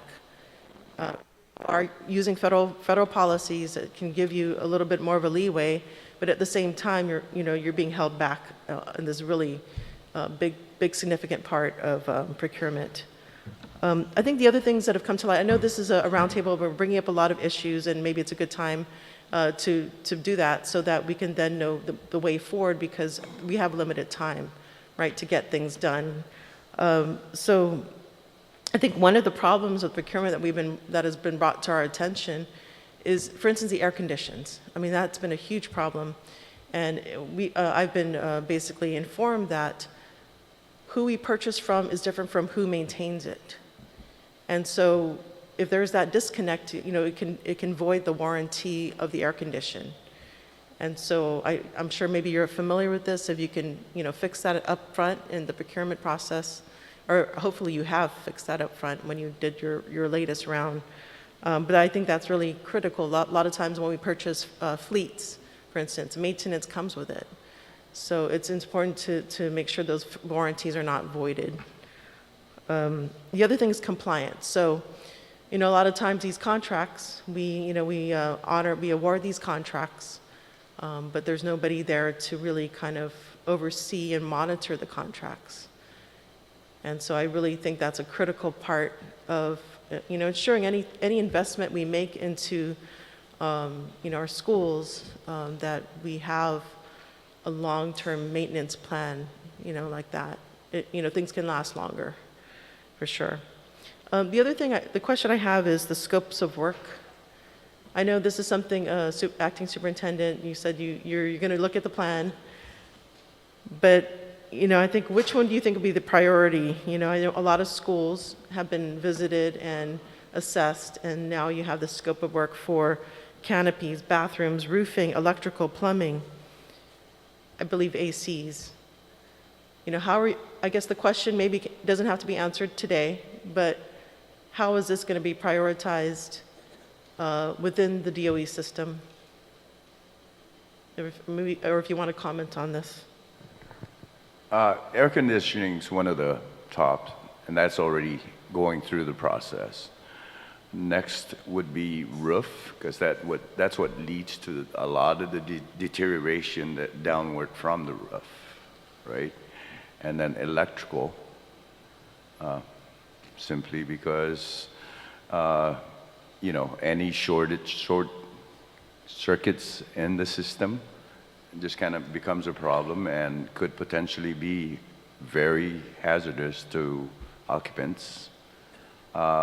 Bathrooms, canopies, they're all kind of along, but the top three are the air conditioning, the roof, and electrical. Okay, thank you. And then I'm thinking also timeline. So we have these scopes of work already done. Are we ready to put out the bids? Are we ready for that? What is the timeline for that? Because, we're running up against a, deadline, right? July 2024. How soon can these be done? So the SOWs are ready. We're just ready. We just need to enter them into the system, into a requisition, and go through the process. But most of these activities, the canopy, last time they were done in 2012 under ERA, ran 150 days. So we're figuring it's going to cost or take as much time to do that also. So, and as we discussed, we're subdividing the districts so we can attract multiple contractors, so we have shorter contact time in getting the work done. Okay, thank you. I guess one more question is this idea of disconnect between the schools and Central. And I hear this a lot from teachers. I was formerly a teacher myself, and oftentimes we put in our wish list, and we never get it, right? So I guess maybe this is a question. Maybe you don't have to answer it today, but this is an ask. As far as how do we improve the communications so that there's more a response time? And I imagine procurement's probably one of the biggest holdups, it seems, which is why the teachers, the school doesn't get what it needs in a timely fashion. So I imagine that if we can fix the procurement problems, which are multiple problems, from personnel not having the capacity, from funding, which is, you can look at us and the federal government for that. So there are multiple layers to this. And I guess the ask is, how can we improve response time? So this is for Central. If you have any ideas and comments now, but if you can, address this.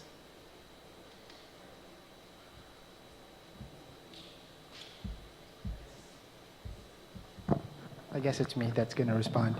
As you mentioned, Senator, there's a couple of things that we have to do, and internally we do have to improve our response time and our communication. But as you mentioned, there's going to be several factors and layers that will enable us to do that.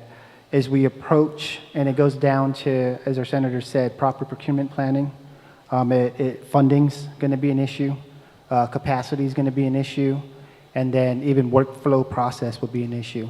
So up front, we're going to have to make those assessments, get those assessments done early, have the technical expertise to separate what is long-term versus short-term, have the manpower to address anything short-term.